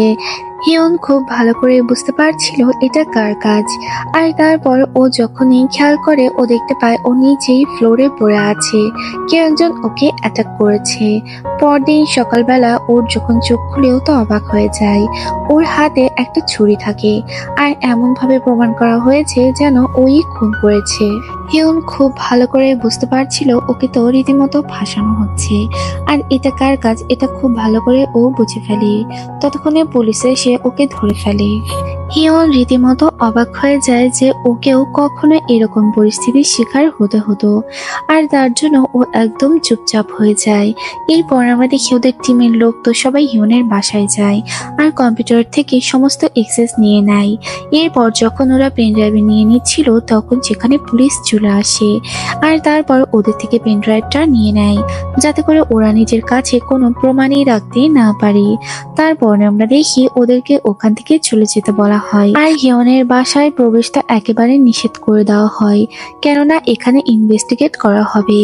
এরপর আমরা দেখি লোকটা ওই পেন ড্রাইভটা মায়ংকে গিয়ে দিয়ে দেয়, আর মায়ং তখন পেন ড্রাইভটা নিয়ে একটা চায়ের মধ্যে ফেলে দেয়, বলে এটা আর কোনো কাজের নেই, যাতে করে এটা নষ্ট হয়ে যায় সে এমনটাই করে। এদিকে আমরা দেখি হিয়ন চুপচাপ বসেছিল, আর তারপর ও খুব ভালো করে বুঝছিল পুলিশও তো মায়ংয়ের সাথে হাত মিলিয়েছে। কিছু সময় পরে সেখানে মায়ং চলে আসে, আর বলে যে আমি বলেছিলাম যে আমার থেকে তুমি দূরে থাকো, কিন্তু তুমি এমনটা করনি। আর তারপর ওর কাছে জিজ্ঞেস করতে থাকে যে গোল্ডগুলো তুমি কোথায় রেখেছো। হিয়ন বলে আমি সত্যিই জানি না গোল্ডগুলো কোথায় আছে। আর তারপর ও তো বলতে থাকে যে তুমি যদি গোল্ডগুলো আমায় না দাও তাহলে তোমার ভালোবাসার মানুষকেও আমি ছাড়বো না। অর্থাৎ সে তো ইউরার কথা বলতে থাকে। তখন ও তো বারবার সাবধান করে দেয় যে যাতে সে ইউরার থেকে দূরে থাকে, কিন্তু সে তো কোনো কথা না শুনে সেখান থেকে চলে যায়, আর ওর তো অনেক টেনশন বেড়ে যায়। এরপর আমরা দেখি পুলিশরা তো ওকে একটা সিক্রেট জায়গাতে নিয়ে যাচ্ছিল। তখন ও বুঝতে পেরে গাড়িটা অ্যাক্সিডেন্ট করে দেয়, আর গাড়ির মধ্যে সবার সাথে ফাইট করতে থাকে। এক পর্যায়ে গিয়ে ওদের গাড়িটার অবস্থা অনেক খারাপ হয়ে যায়, আর সেখান থেকে খুব কষ্টে হিয়ন তো বেরিয়ে আসে। হিয়নের অবস্থা অনেক বেশি খারাপ ছিল, আর তারপর কোনো রকমে ও একটা বুথের কাছে যায়, আর সেখান থেকে ও ইউরাকে ফোন করে ওই লোকেশনে আসতে বলে। ইউরার তো অনেক টেনশন হতে লাগে যে হয়তো বা ও ওর কাছের মানুষকে হারিয়ে ফেলবে। তার জন্য ও তো লোকেশনটা ট্র্যাক করে নেয়, আর তাড়াতাড়ি ওর টিমের সবাইকে ইনফর্ম করে দেয় যে ওরা তাড়াতাড়ি যেন ওই জায়গাতে চলে আসে। ওর বস যখন এটা জানতে পারে তাড়াতাড়ি ওরা ওখানে বেরিয়ে পড়ে। টিম লিডারের অনেক তো টেনশন হতে থাকে, কেননা ও তার ছেলের মতোই ছিল। তারপর ওরা তাড়াতাড়ি ওখানে পৌঁছে যায়। আর তারপর আমরা দেখি ওরা একটা জায়গায় লুকিয়ে থাকে, যাতে করে কেউ ওদেরকে খুঁজে না পায়। হিয়নের অবস্থা মোটামুটি ভালো হয়ে ওঠে। আর তারপর ওরা দুজন একসাথেই সময় কাটাতে থাকে। আর ওরা সারাদিন ভেতরেই থাকতো। এরপর আমরা দেখি ওদের টিমের সবাই তো তাদের সবকিছু চেঞ্জ করে ফেলে। গেটআপ চেঞ্জ করে ওরা এই বাড়িতেও চলে আসে, শুধুমাত্র হিয়নকে দেখার জন্য। তারপরে মায় তো একটা ইনফরমেশন দেয়, বলে যখন ওই দিন ওর থেকে একটা পেনড্রাইভ নিয়ে নেওয়া হয়েছিল, ও আর একটা পেনড্রাইভ ও রক্ষা করেছিল। আর সবকিছুই ওর কাছে প্রমাণও রয়ে গিয়েছে। এটা জানার পরে ওরা অনেক খুশি হলেও ওখানে আবারও কতগুলো লোক চলে আসে। আর তাই ওরা তাড়াতাড়ি করে ওখান থেকে পালিয়ে যায়। উপর থেকে ওরা দুজন লাফ দেয়। লোকগুলো তো হিয়নকে তাড়া করতে থাকে, হিয়নও দৌড়তে থাকে। আর লোকগুলো ওর পিছু পিছু দৌড়তে থাকে। হিয়ন যেহেতু অসুস্থ ছিল, ও তো ভালো করে দৌড়তেও পারছিল না। কোন রকম ও তো পালিয়ে থাকে, যাতে করে ওকে ধরতে না পারে। এদিকে আমরা দেখি অনেক প্যারেন্টসরাই চলে আসে, আর এসে বলে তারা তাদের বাচ্চাকে এই স্কুলে পড়াতে চায় না, কারণ প্রতিদিনই এই স্কুল থেকে একটা না একটা নিউজ বাইরে পাবলিশড হয়। আর তাই তারা তার বাচ্চাদেরকে ফিউচার নষ্ট না করাতে এখানে রাখবে না। এটা শুনে ও তো বলে যে ও এই বিষয়টাকে খুব তাড়াতাড়ি সলভ করে ফেলবে, কিন্তু মায়ংয়ের তো অনেক রাগ হতে থাকে। এদিকে আমরা দেখি যে ওদের তিনজনকে পুলিশ আটকে রাখে। আর হান তো এখানে এসেও সবার সাথে মজা করতে থাকে। টিম লিডার তো এবার একটু বিরক্ত হয়ে যায়। তারপর আমরা দেখি ইউরা হিয়নকে ফোন করে, আর ও কোথায় আছে এটা জানতে চায়। তখন ও বলে ও ঠিকঠাক আছে, কিন্তু ওর অবস্থা অনেক খারাপ হয়ে গিয়েছিল। কিছুক্ষণ পর আমরা দেখতে পাই ওখানে একটা লোক চলে আসে। আর এই লোকটা আর কেউ নয়, সে ডিরেক্টরের সেক্রেটারি ছিল। সে তো ওই পেনড্রাইভটাও নিয়ে আসে, আর বলে আমি তোমাদের সবাইকে হেল্প করতে চাই, কেননা আমি আমার বসকে হারিয়েছি। আমি জানতাম সে খুব একটা ভালো মানুষ ছিল না, আর আমিও একজন সিক্রেট এজেন্ট, আর তাই আমি তোমাকে হেল্প করতে চাই। এরপর উনি তো হিয়নকে পুলিশের কাছে আবার ধরা দিতে বলে। আর ও ওই লোকটার সাথে একটা প্ল্যান করে, আর ও এমনটাই করে। ও ডাইরেক্ট পুলিশ স্টেশন যাওয়ার চিন্তা করে, আর ওখানে চলেও যায়। সেখানে যাওয়ার পরে ও পেন ড্রাইভটা দেখায়, আর বলে আমার কাছে সমস্ত প্রমাণ আছে। এরপর আমরা ইউরাকে দেখি। মায়ং ইউরাকে এই স্কুল থেকে বের করে দেয়, আর বলে তুমি এখানে আর কখনোই আসতে পারবে না। ওর তো অনেক খারাপ লাগে, ও তো কান্না করতে থাকে। এটা আসলে ওর একটা ড্রিম জব ছিল। আর তারপর আমরা দেখি যে হিয়ন তো পুলিশদের কাছে সবকিছু দিয়ে দেয়, আর বলে এই প্রমাণ পাওয়ার পরেও যদি আটকে রাখতে চাও তোমাদের অবস্থা খারাপ হয়ে যাবে, কারণ মায়ং খুবই ডেঞ্জারাস। মায়ং ডিরেক্টরকেও মেরে দিয়েছে, আর তোমাদেরকেও মেরে দিবে। তার কাজ শেষ হয়ে গেলে সে কাউকেই ছেড়ে দেয় না। এটা জানার পরে ওদের মনেও ভয় ঢুকে যায়। আর ডিরেক্টরকে মেরেছিল আসলে মায়ংয়ের সেক্রেটারি। পুলিশগুলো ভয় পেয়ে গিয়ে হিয়নের সাথ দেয়, আর বলে আমি তোমাদেরকে হেল্প করব। এরপর আমরা দেখি ও তো বলে তোমাদের আর কোনো উপায় নেই, তাই তোমাদের হেল্প করতেই হবে। এটা বলে ও ওখান থেকে চলে যাবে, তখনই ওর কাছে ফোন চলে আসে। স্কুল থেকে ওকে বারবার ফোন করা হয়। আর তারপর আমরা দেখি মায়ং তো সব স্টুডেন্টদের বলতে থাকে তোমাদের ফিস বাড়ানো হয়েছে। উনি আসলে ওদের মেন্টালি টর্চার করতে চাচ্ছিল, যাতে করে এখান থেকে ইউরা চলে যাবে, ওদের ব্রেনে এটা না থাকে। কিন্তু যখনই ও এই কথাটা বলে, তখনই আমরা আনাকে দেখতে পাই। আনন্দ বলে এগুলো বাদ দাও, আমরা জানি ইউরা ম্যাডাম এখান থেকে চলে যাচ্ছে, আর তার জন্যই তুমি এমনটা করছো। এরপর স্টুডেন্টরা ইউরার জন্য তো ওখানে আন্দোলন করতে শুরু করে দেয়। ওরা সবাই ইউরাকে চায়। আর এগুলো শুনে ও তো পাগলের মতো হাসতে থাকে। প্রত্যেকেই তো ওরা ইউরাকে চাচ্ছিল। ওরা ইউরাকে অনেক ভালোবেসে ফেলেছে, কেননা সে টিচার হিসাবে খুবই ভালো ছিল। আর এগুলো নিয়ে ওরা আন্দোলন করতে থাকে। এখানে আমরা দেখি আনাও অনেকগুলো কথা বলে যে তুমি আমাদের স্কুল থেকে চলে যাও। এই কথাগুলো শোনার পরে সে তো কান আটকে রাখে। এরপর আমরা দেখি এগুলো যখন ওরা দেখে ওর অনেক ভালো লাগে যে স্টুডেন্টরা ওকে কতটা ভালোবাসে। আর ওই স্টুডেন্টগুলাও ওকে দেখে অনেক বেশি আবেগপ্রবণ হয়ে পড়ে, আর তারপর ওকে ঘিরে ফেলে। বলে। এদিকে আমরা দেখি মায়ান একটা প্ল্যান করে আর বলে যে আমার মেয়েকে এখান থেকে বের করে নিয়ে চলে যাও। ওর সেক্রেটারি এমনটাই করে আর ওকে ওখান থেকে নিয়ে বের হয়ে চলে যায়। আর এদিকে হিয়ন তাড়াতাড়ি গাড়ি চালিয়ে ওর দিকেই যাচ্ছিল স্কুলের কাছে। আর তারপরে আমরা দেখি যে হঠাৎ করে উপর থেকে কিছু একটা পড়তে শুরু করে। সমস্ত পেট্রোল ওদের গায়ে ঢালা হতে থাকে। আসলে ওদেরকে মেরে ফেলার একটা প্ল্যান করে মায়ং। তারপর ও তো একটা আগুন নিয়ে ওদের সামনে আসে আর বলে তোমাদের সবাইকে আমি শেষ করে দিব যারা কিনা আমার বিরোধিতা করবে। আর তখনই সেখানে হিয়ন চলে আসে। হিয়ন দৌড়তে দৌড়তে স্কুলের মধ্যে ঢুকে পড়ে আর বলে এগুলো বন্ধ করো। হিয়ন বলে তুমি যা চাও তাই হবে, কিন্তু এমন কাজটা করো না। এইদিকে আমরা দেখি ইয়োনা এগুলো জানতে পারে আর তাড়াতাড়ি গাড়িটা ঘোরাতে বলে। ও তাড়াতাড়ি স্কুলের দিকে চলে যায় আর ওর মায়ের সামনে গিয়ে দাঁড়ায়, বলে এখানে আমিও আছি আর আমিও পুড়ে মারা যেতে চাই। যখনই সে তার নিজের মেয়েকে দেখে সে তো স্তব্ধ হয়ে যায় আর তারপর বলে যে তোমাদের কারোর কিছু হবে না। এটা বলে আগুনটা ও তো ফেলে দেয় আর তখনই হিয়ন ওই আগুনটাকে তুলে নেওয়ার জন্য এগিয়ে যায় আর ওই আগুনটাকে ও তুলেও নেয়। আর মায়ং নিজেকে গুলি করতে যায় কিন্তু হিয়ন ওকেও বাঁচিয়ে নেয়। আর তাই এখানে আর কারোরই লাশ পড়ে না। তারপর আমরা দেখি ওখানে তো পুলিশ চলে আসে। পুলিশ যেহেতু সবকিছুই আগে থেকে জানতো তার জন্য মায়ংকে তো গ্রেপ্তার করা হয় আর স্টুডেন্টরা সবাই অনেক বেশি খুশি হয়ে যায় আর ওর সেক্রেটারিকেও গ্রেপ্তার করা হয়। কিন্তু হিয়ন অনেক বেশি ক্লান্ত ছিল। হুট করে ওর মাথাটা ঘুরে যায় আর ও তো পড়ে যায়। ওর অবস্থা অনেক খারাপ হয়ে গিয়েছিল। তারপর ওদের টিমের সবাইকে হাসপাতালে নেয়, কিন্তু এই মুহূর্তে ও কিছু স্বপ্ন দেখে ওর বাবার। ওর বাবা ওকে প্রতিদিন একটা করে স্টার দিত। ওর বাবা বলেছিল এর মধ্যে একটা স্টার অনেক বেশি স্পেশাল, যেটা তোমার সবকিছু ঘুরিয়ে দিবে। তারপর ওর যখন জ্ঞান ফিরে ও দেখে ও হাসপাতালে। আর এরপর ও জানতে পারে ওদেরকে পুলিশে ধরে নিয়ে গিয়েছে আর ওদের উপরে যত রকম অপরাধ ছিল সব মুছে নেওয়া হয়েছে। এরপর হিয়ন সুস্থ হয়ে গেলে ও তো সেক্রেটারির সাথে দেখা করতে যায় আর বলে সমস্ত সত্যটা স্বীকার করে নিতে, কিন্তু সে তো সত্য স্বীকার করতে রাজি হয় না। তখন ও বলে এতগুলো স্টুডেন্টের জীবন তুমি এভাবে শেষ করতে পারো না। তখন লোকটা বলে আমি যার নুন খেয়েছি আমি তার তো গাদ্দারি করতে পারি না, তার জন্য আমি কোনো কিছুই স্বীকার করব না। হিয়ন বারবার ওনাকে বোঝাতে থাকে কিন্তু লোকটা কিছুতেই বোঝে না। তারপর কোর্টে ওনাকে নিয়ে আসা হয়।